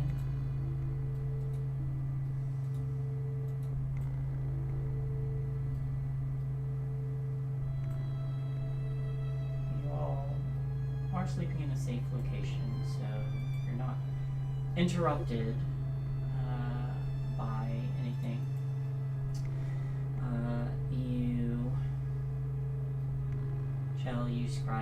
You take some time to scribe a spell in before turning in and are able to get a pretty good night's rest. The night goes by and you all sleep soundly.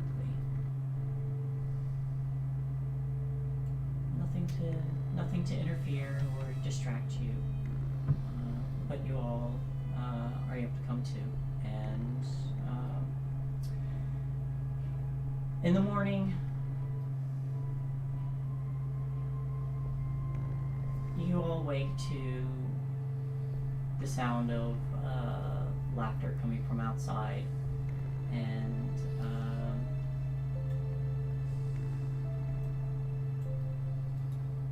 you are all free to do what you want. Doesn't appear that anyone has stayed up, but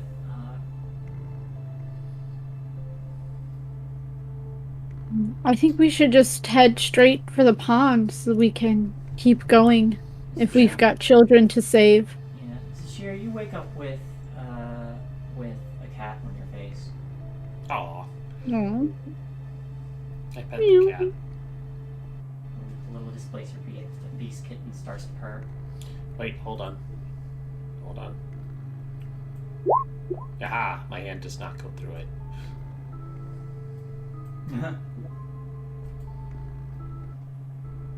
That's all. Okay. Alright.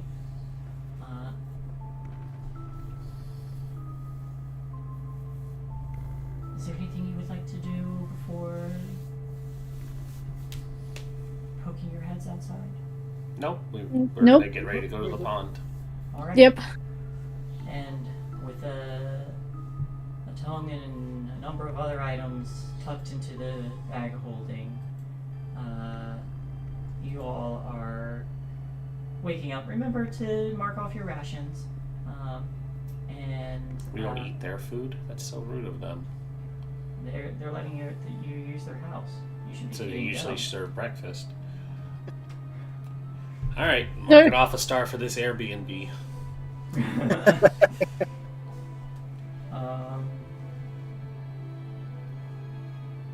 I mean, you can. There's a basket of fruit. You can probably take some of that. I will definitely take some of that. All right. You take some of their food. Yeah. I'll start your ration off. It's just good hospitality. Yeah, that's a fair point. So you're not penalized for taking their food. There you go. So you're all eating when you see Will kind of poke his head in through one of the windows upside down before he climbs his way through the window. And says, "Well, looks like you all are up." Yeah, I think we're about ready to go. Well, to get to the Wayward pool, you mean? All right. You're going to want to have some kind of unicorn horn. And he points towards the that patched together quilt with the wooden unicorn horn on it. You make yourself. As long as you have a unicorn horn, you can actually approach the Wayward pool without getting lost. Oh, that's something. That's how the glamour works. Alright then. Although most of you guys are a little bit bigger. I think only two of you can fit underneath. Or maybe like one of you and then two of him, and they point to Kostya. So what did the rest of us do? I mean, probably carve some more unicorn horns out of some dead wood. Oh, so that's not a real unicorn horn? No, it's just a wooden one. How does that work then? I mean, you put it on your head, and you like climb under it, and then you just walk towards the lake. So it doesn't actually have to be a unicorn horn. No, it doesn't have to be an actual unicorn horn. So how does the pool tell the difference between a unicorn horn and a horse wearing a wooden horn? I mean, as long as you have something to represent a unicorn horn. Oh, well, that's easy enough. Yeah, I think as most folks don't know it. That's fair. Kostya sort of stands back a little bit and looks up at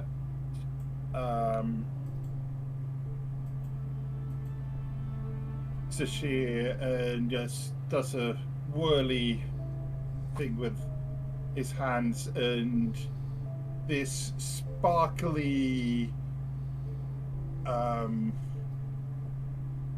gold with silver sparkles and sort of that actually go sort of light ping but silently all around it. Horn is just floating over Sashir's head. Ha, look at that. I'm a majestic fucking unicorn. What is that? Minor illusion? Yeah, so I mean, I have to recast it every minute as we stop and. Oh, well then don't cast it yet. Yeah. No, it's a cantrip, so I could just. Oh, okay. It's a cantrip. Cool. Yeah. Oh, damn. Will kind of points at the illusion and says, "That'll work too." Jay, have you ever seen anybody with a horn like a unicorn before? Have I ever Does- seen? What? now? Have they Is it like ever a bracelet that has the horn of someone with a horn? I'm sorry. What's the question? Have they ever seen someone with a unicorn horn? Or with a horn. Or with a horn? Have I or has someone? They. Let's check. Why would it matter if you've seen it? Oh. Has Chell ever seen someone Yes. with a unicorn horn? Or something equivalent? Something equivalent.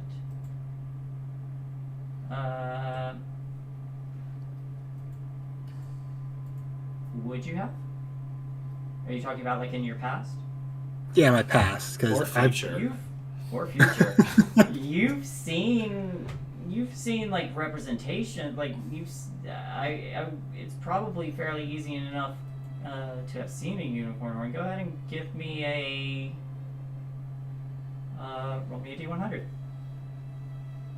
Okay. D100. 77. Yeah, you've seen like even just going through the Witchlight Carnival, there were folks with little unicorn horn like headbands and stuff. Oh, Okay, unicorn but horns just like mouse ears in Orlando. Oh God. Yeah. I'm guessing that would be good enough for me to transform with one, would it? You can use I mean, magic you to. can Oh, scrap you mean the your showing. ability? I'm a changeling. Yeah. Yeah. I don't see why not. Sweet. Joe, shape change the girl unicorn horn. All right. Nothing changes about Chell except they have a unicorn horn. On fire ganassi can have a swirling mini tornado of fire coming out of the sort of forming out of the top of their hair, courtesy of Shiny. All right. All right then. And I'll happily take the wooden toy. Vansel's just seems to be out of line and is just enjoying an apple.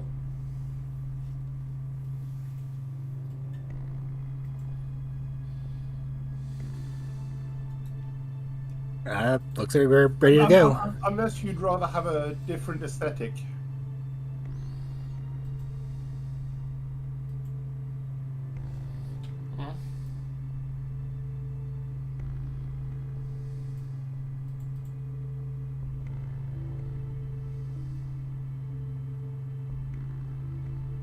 for Cinder.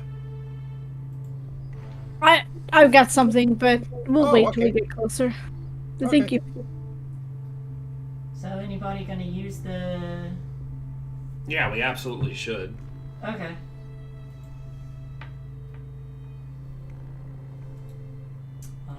We'll hop down and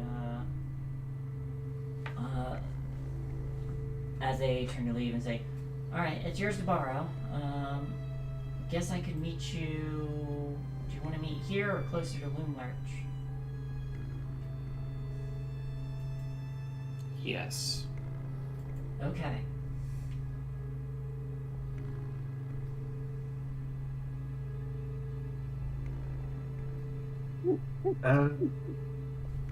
Here's probably best this way if anything changes from the time we've gotten to the pond to by the time we get back. We'll be able to converse about it freely. Alright, sounds good. And you see Will disappear outside again.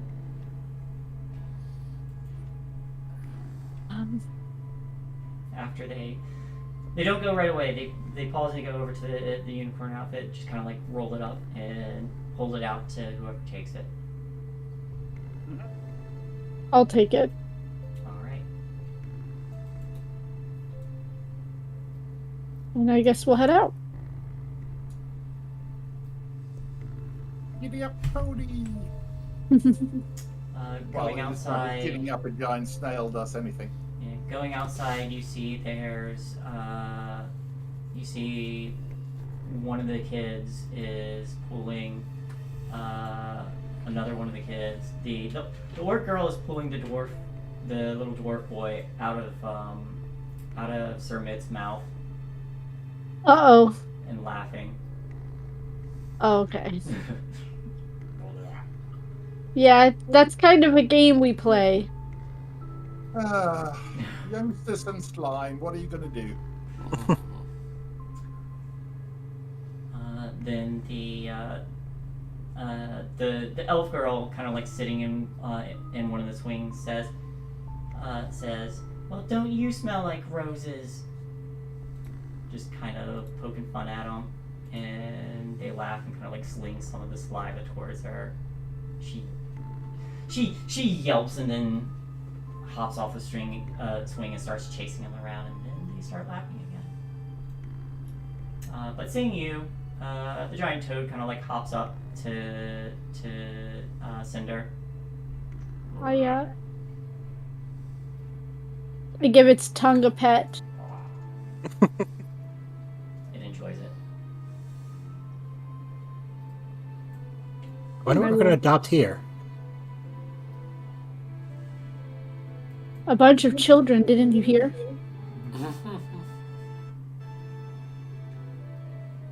I'm too young to be a mistress of an orphanage, though.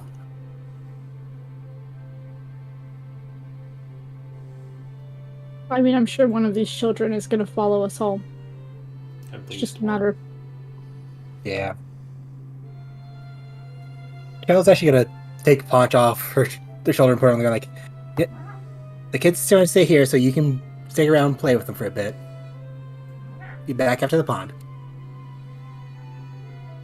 Then Paunch leaps down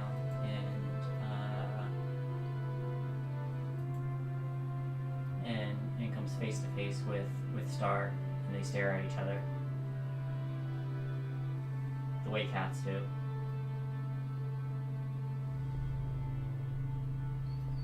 And they keep staring. I should be nice. And then Star does the little headbutt thing and rolls over and starts trying to play, and Paunch does the like very dismissive like older cat kind of thing where they let them play, where they're just kind of like tolerating the play.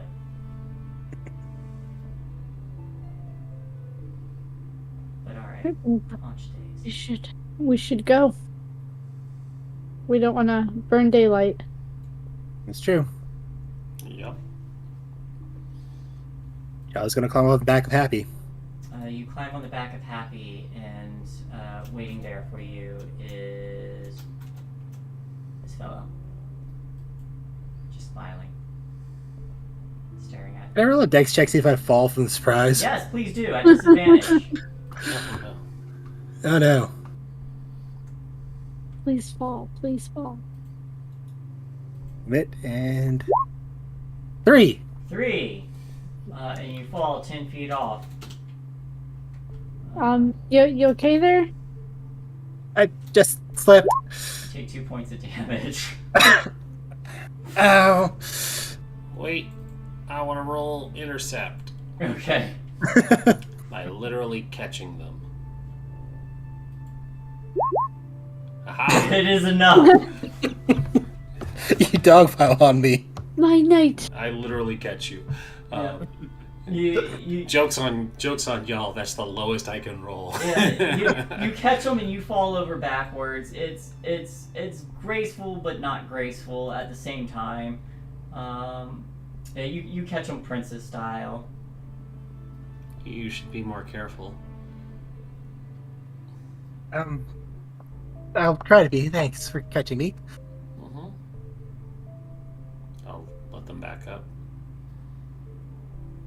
You climb back up and there, waiting for you, sitting next to you, is your little curse friend.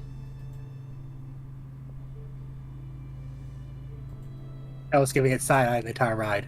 Yeah. All right. Someone roll me a d8. 7. Ooh. Uh-oh.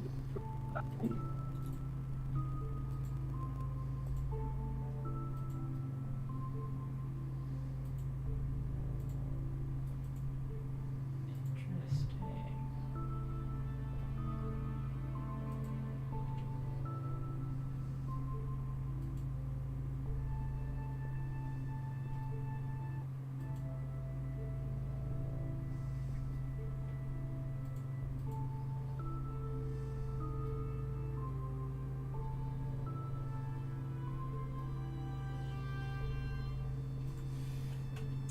Okay.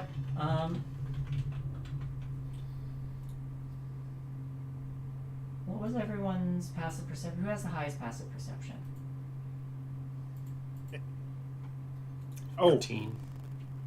I have an 11. I have an 11. It's me. Zashir. Officer Shear. Yeah. You're the first one to feel more than hear, but you feel a little bit of rumbling on the ground. And you pause for a minute, and then everybody hears just this. And The fuck was that? and like around a bend, there is a large beast that appears with just like feathers like puffed up, 2 big eyes, a beaked face, and bear-like claws. You all see. Dido, let's keep it. I want We're it. just talking about something Same else. thing. I already knew what it was. Let's keep it. I know what it is. I want to keep it. Where, I think I know what it is. You're probably where Are correct. you? Where are you? No. Trying to Oh. reach it. Oh, look at this guy. And I actually think, let me see if I have a handout for you, because there's something more about this one.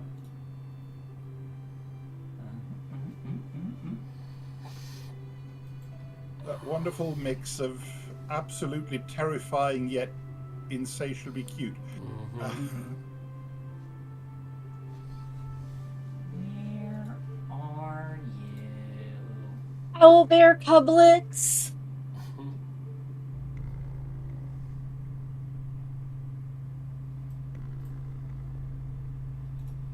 Yaha.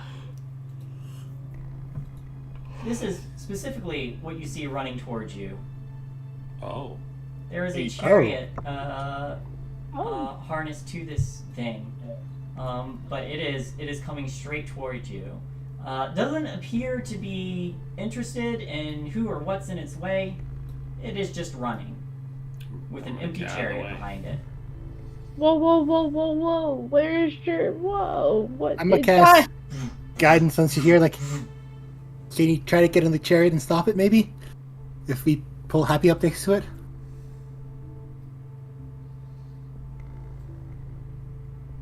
Attempt not to be where it's heading, I think. Yeah, it's heading straight towards you. Anybody want to do anything before you have to make dexterity saves? I was stepping Get out out of the way before that happens? Yeah, it's out of the way. All right, you all step aside, and this owlbear runs past with his chariot still tied to it. Was there anyone inside? Nope. Huh. Can I try to throw a ration in its way, see if that will distract it from running? Make me an animal handling check.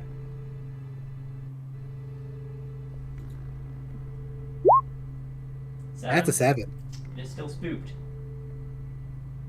It keeps running. Anybody else? I'm not good at animal handlings.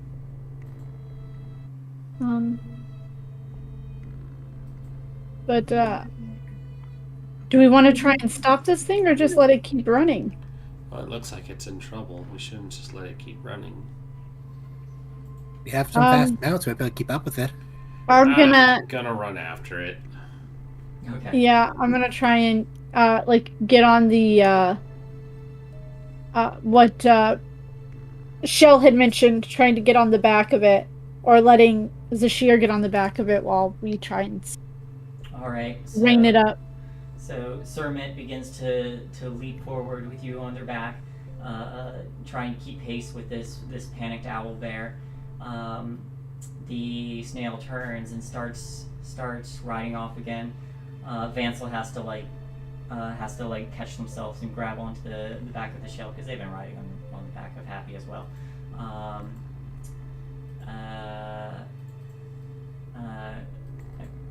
Clapperclaw probably was still leading you. So they grab hold of someone. So you all give chase. Whoever's trying to. What's everyone trying to do? You're able to. I'm gonna get on the chariot. All right, go ahead and give me. Yeah, I'm gonna try and grab its reins, on the side of it. All right. Athletics check from you, Cinder. Acrobatics from Zashir. 20. 20. You manage to leap into the back of the chariot.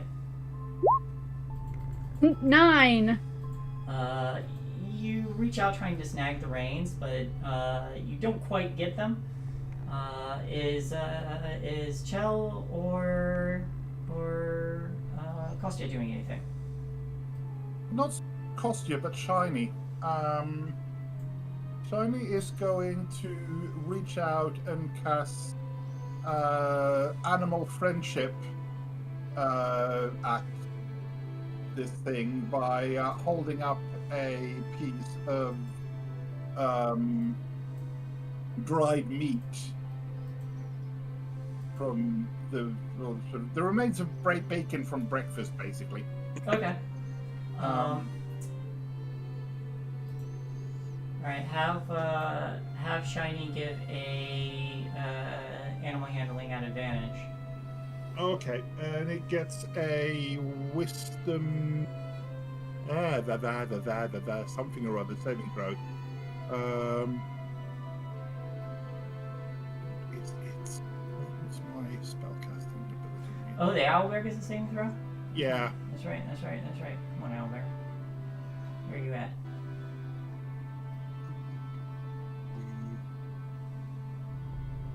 DC 11.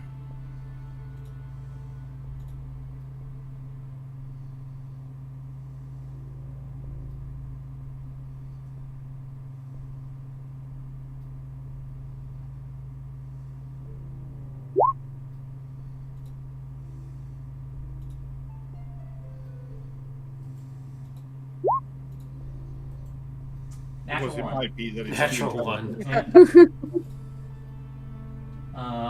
All right. This magic kind of like overtakes the owl bear, and while still panicked, it does slow down a little bit. It still looks kind of spooked. The feathers kind of up.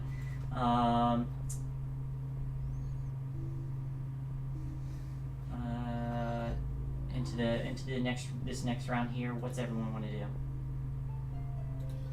Try and rein the owlbear in. Yeah, same. I'm gonna try and do the same thing again since the shear's in the chariot. Yeah, go ahead.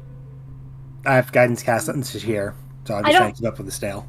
I don't know if any of you are familiar with horse racing, but you know, like when the horses kind of crowd each other to try and slow each other down. That's kind of what I'm trying to do with Sir Mitt. All right.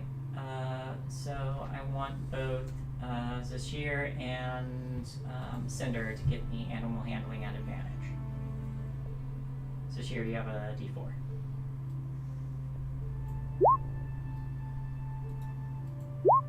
Takes 2. 11. All right.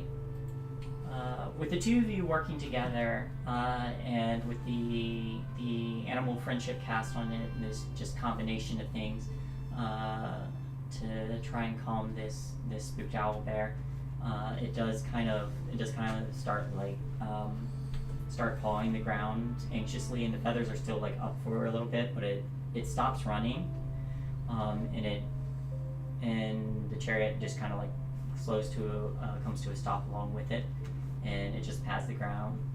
At that point, Kostya is going to cast Speak with Animals. When you cast Speak with Animals, you no longer hear the weird owl chirps, and you hear, "It's still back there. Is it safe? Is it safe? Safe here. Safe here." Where is what was behind you? In the wagon. In what you're dragging. It pauses a little confused. Teeth and claws. Great teeth and claws. It flew. It took. It took my master.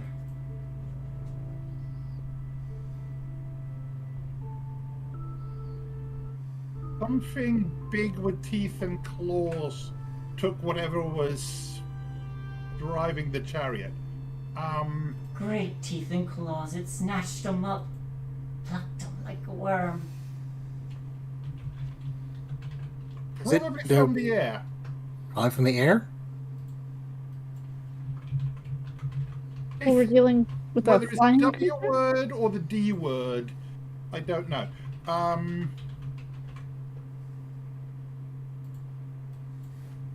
If we were to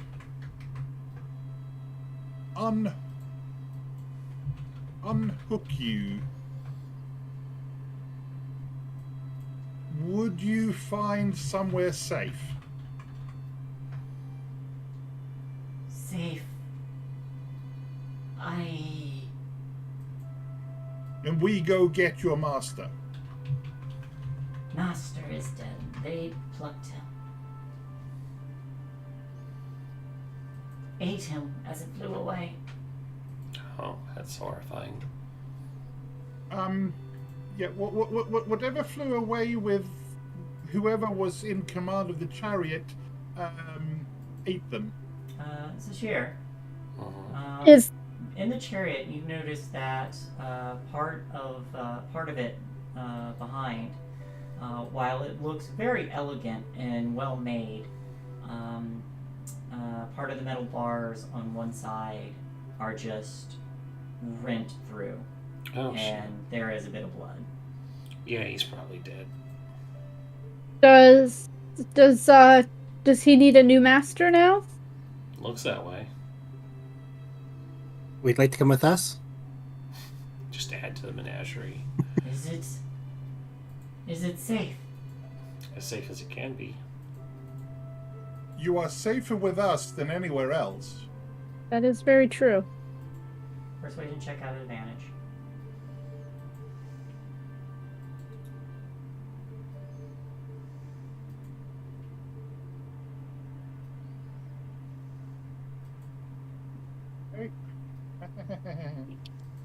Guidance as well. Oh, no. Oh damn, not needed. This owl bear kind Nice. of falls on the ground and looking to Kostya in particular. I was running for a while. I am hungry. Do you have food? I am Juniper.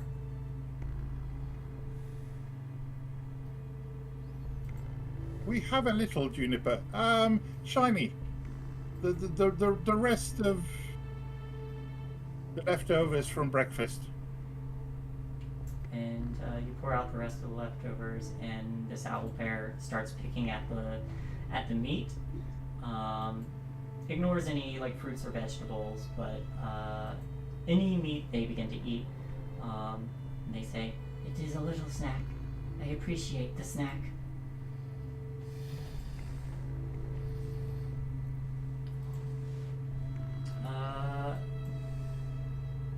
Anyone who's interested, go ahead and give me a nature roll.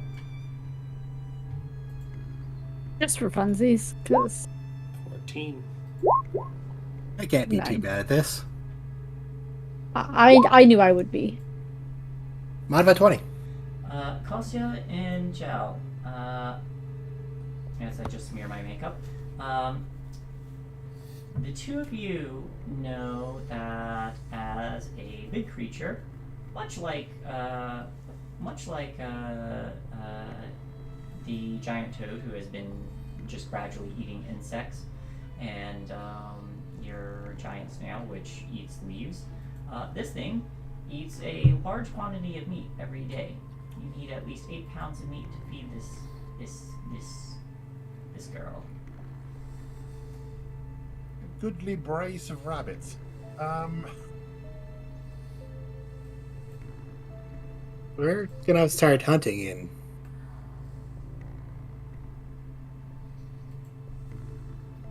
We will need to do some fair amount of trapping and hunting through the day to keep this thing alive. I mean, does it know how to hunt on its own?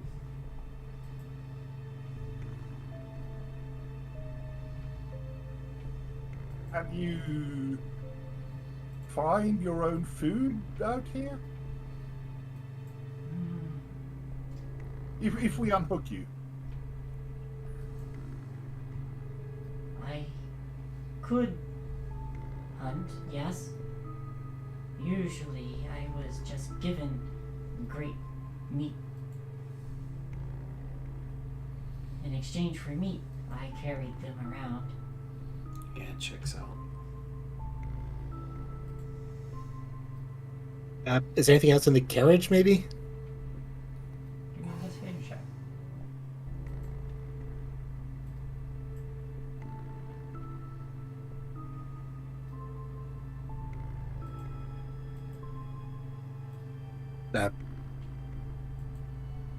Did I roll an investigation or? Yep. Okay. And bump. 16. 16. You find that there is enough meat that looks like is just a sack that kind of like was toppled over. There's enough for the day. Well, we have at least enough for a day. Well, I guess we have a day to kill a hag, right? I think a hag would make it sick. I wouldn't know that. That's true. He just said meat. True. Nothing adverse ever happened from eating hags. Right? Owl, hag, bear. I mean, nothing bad ever came from spending a night with a night hag either. No, nobody could prove otherwise. levels of It was right exhaustion. before I went in there. What do you mean?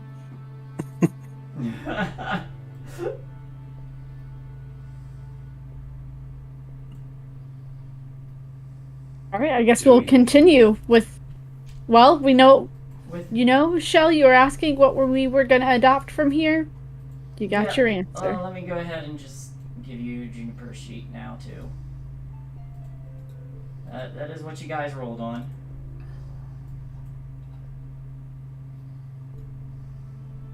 We rolled for my favorite beast. Well, it's a monstrosity, but still. I'm happy with this. Alright. I need. Let's just change your name from Owlbear to Juniper Owlbear. Excuse me. And whilst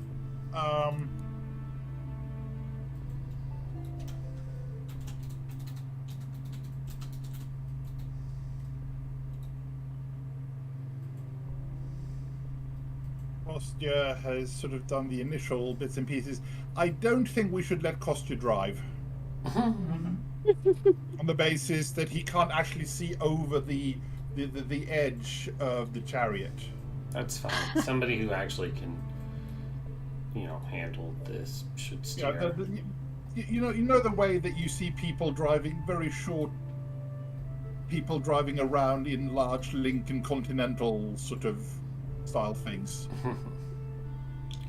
Yeah, we probably shouldn't do that.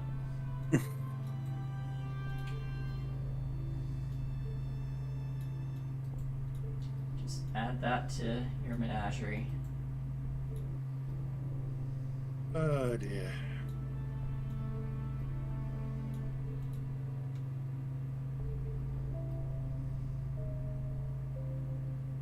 I think I'm gonna stick with my toad because my toad has a swimming speed, so I can actually fight in water.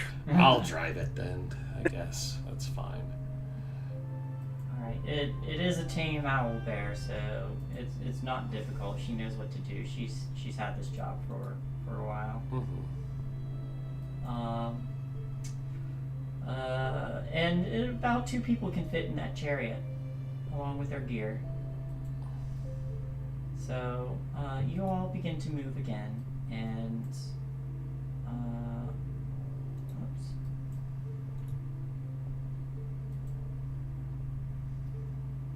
You all are able to get back to the location you were before, near the Wayward pool.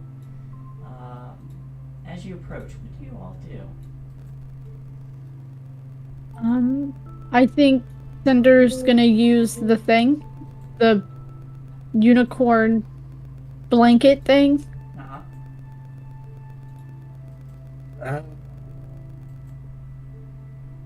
We also need unicorn horns for Happy, Sermit, and Juniper, and Clapperclaw too. I mean, we could just tie them up and leave them here. They don't have to go in with us. True. Just find some place shady for them to be hidden from other places, other people.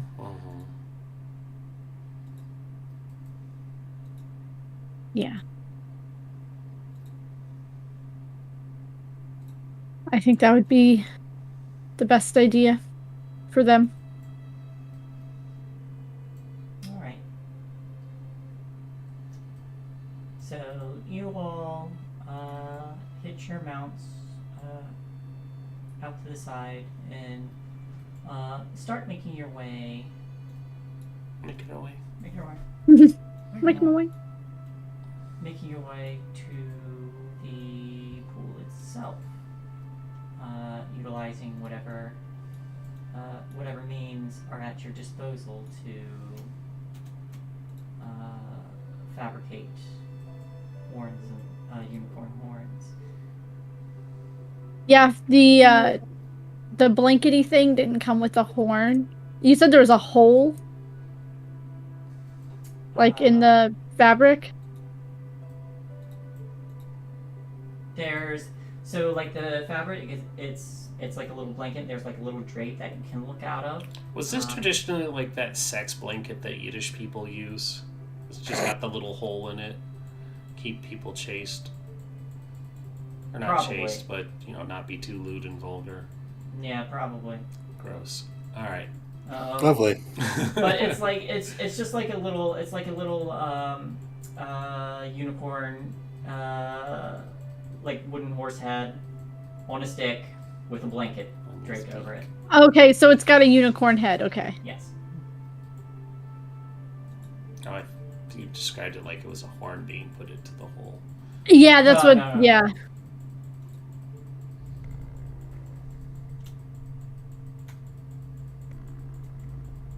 Alright, let's do it, guys. Yeah. Alrighty. We do all the things that we planned so that we can actually get inside. Yep. Alright, so you begin to approach.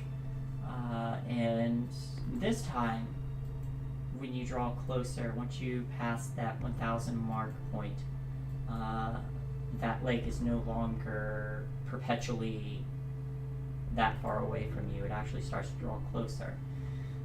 The mist drifts off the surface of this lake. There are forested crags that line the shore on one side, with mossy rocks protruding from the shallows. Near the center of the lake is a rocky inlet.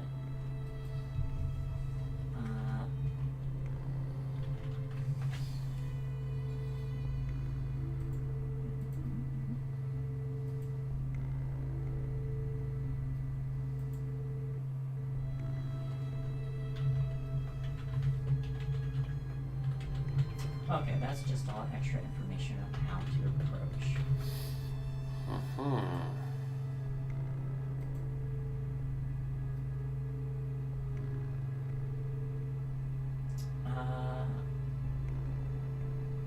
Here we go. As you draw closer to the center, you see in the middle of the lake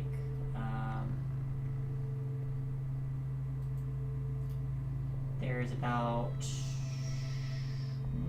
few hundred feet of just fresh still water.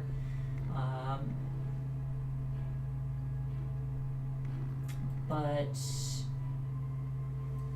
for those of you, for Zashir particularly with higher perception, you see that on this little inlet, on this little island, there appears to be an iron bowl.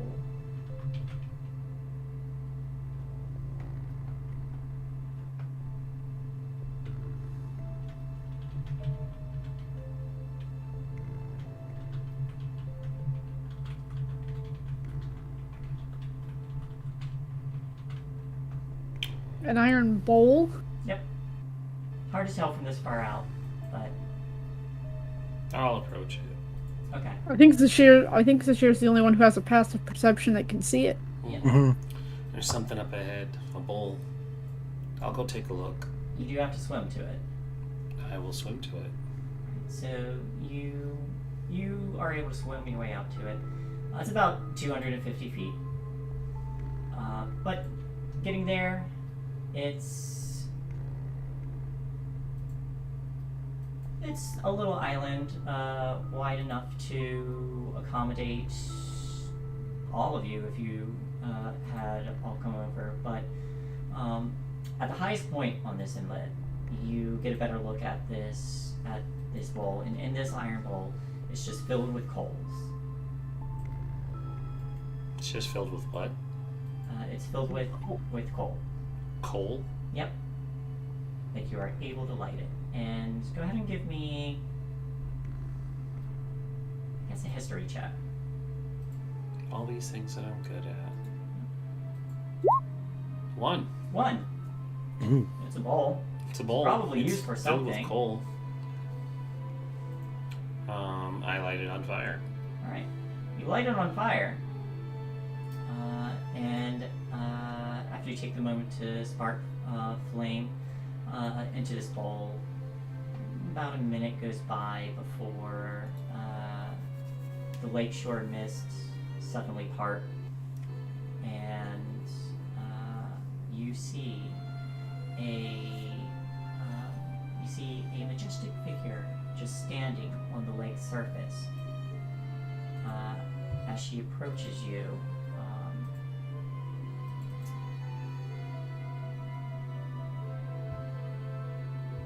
not quite equine, because unicorns are closer to that of elks, and we just went offline. Again? Ed? Yeah. Did a while ago. Shouldn't be doing it again. We're still online. You can continue. Okay. Well, you see essentially a silvery creature with a single gleaming horn on her brow. She stands perfectly still, silently observing you. Hello. And when you address her,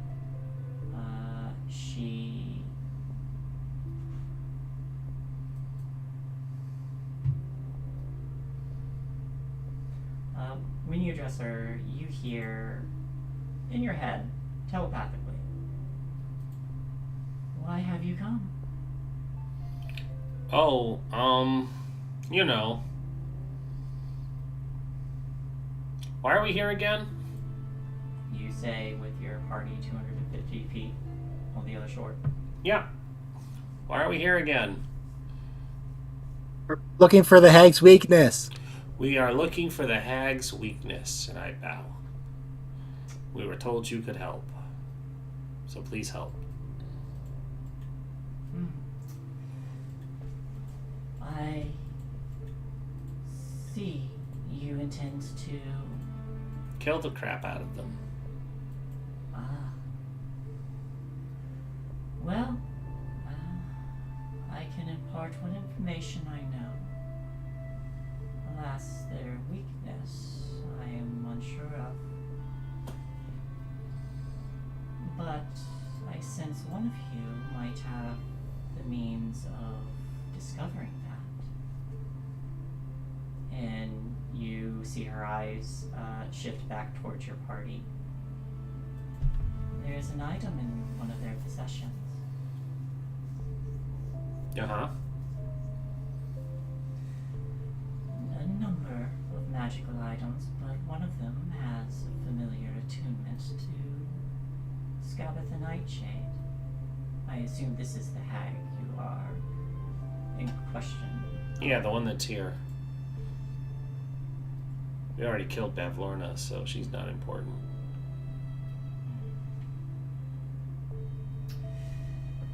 Well, bring your friends over. All of them? Or did you have a specific one in mind?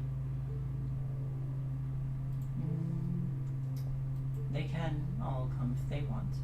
Particularly the one holding the item originally wrought by Scabatha. That really doesn't narrow it down. The one with the unicorn horn on her head. Oh, okay. Their head. Cool. I mean, that's basically all of us, because we had to do that to get in here. The shapeshifter. Ah, there you go. Okay, that is actually specific. I'll head back and let them know to come over. The rest of you see just the mist along the lake kind of part towards this island. I guess Chell's going for a swim. I'll come back and relay the information, but first I'm going to be as vague as possible as well. Be like, one of you is chosen by destiny. One of you with a unicorn horn. One of you that has a magical attuned item. One of you that... I can hear you. Can you, though? I have telepathy. Oh. Does your telepathy reach this far? Yes, this is my lair. It's more of a pool than a lair. It can be both. Debatable. Lair action detects smarty pants. Yeah, exactly. How many points did you spend for that? Anyways, Chell, long story short and vague information providing, yeah, they want you up there. Oh, okay. Everybody wants shell up there. Blah, blah, blah, blah. Everybody goes up. You have 5 minutes. Let's roll. All right. Less of the chosen one and more of something in your possession that I can sense. You know, you say that, but every time we go somewhere, everybody wants to fuck Shell. They do. And she's the one carrying Do- it. do- They are the one do you wanna- carrying it. And Do you want to I am marry her not- too? Do you want to marry them too? No, I am. I don't think the hag was really interested in marrying Shell. Well, I kind of used her own book against her for that time, but I believe you mean the hag's eye, not her physical eye, the object. No. He'd kind of set the hag on fire before we could find out. Could you just tell us what it is so we don't have to play a guessing game? It is some strange porcelain object. It has the same aura that Skabatha has. The one with the little chicken feet in your bag. Do you have anything that matches that description? I have a jar full of chicken feet, then I have A jar with chicken feet. Is it made of Like, porcelain? not chicken feet in it. A jar with porcelain chicken feet. oh, I did grab everything I could, so Kill's gonna pull that jar out. Well, there you go. Here's this thing. That's the one. I think that will give you some insight into your enemy, our enemy. Oh. Do you know how it'll give us the insight? No, but perhaps opening it might be a first step. You haven't even opened it yet? Just thought it was a jar full of chicken feet. A jar with chicken feet. No, it's a jar with chicken feet. Kill's See, gonna. I could see how you would think that it has chicken feet in it since it's built to have chicken feet, but you have to actually open it to know that it's filled with chicken feet. Kill's gonna open it up. When you open it up, Is there pickled chicken feet in it? no, Damn. there are no chicken feet in it. Send it back. Yes, get rid of it. When you open it up, there are no chicken feet, but there is a note on it inside. This Kill's is the gonna secret to read the note. killing my sister. You open the note, and This is where we go to pause. this is where we go to pause. You unfurl the note, and yes, this is a good point, good cliffhanger. Yeah, we'll hold it there. Like, I kept wondering, when are you gonna open this? Well, Never. I We think thought it was just chicken. I mean, he thought it was a jar full of chicken feet, so that he's probably never gonna. They're probably never gonna open it. Not that it was a jar with chicken feet. Yeah, Yeah. There's a big difference. there's a big difference. They didn't open it because they knew exactly what was in it. A porcelain jar made of varnished white clay rests on the table. The jar has legs that have been painted to look like the legs of a chicken. Inside the jar, we'll get to that later. Oh, I'm sorry, it's not a note, it's a wishbone. Oh. Wow. 2 broken pieces of wishbone. I see. All right. Well, everybody, thank you for watching.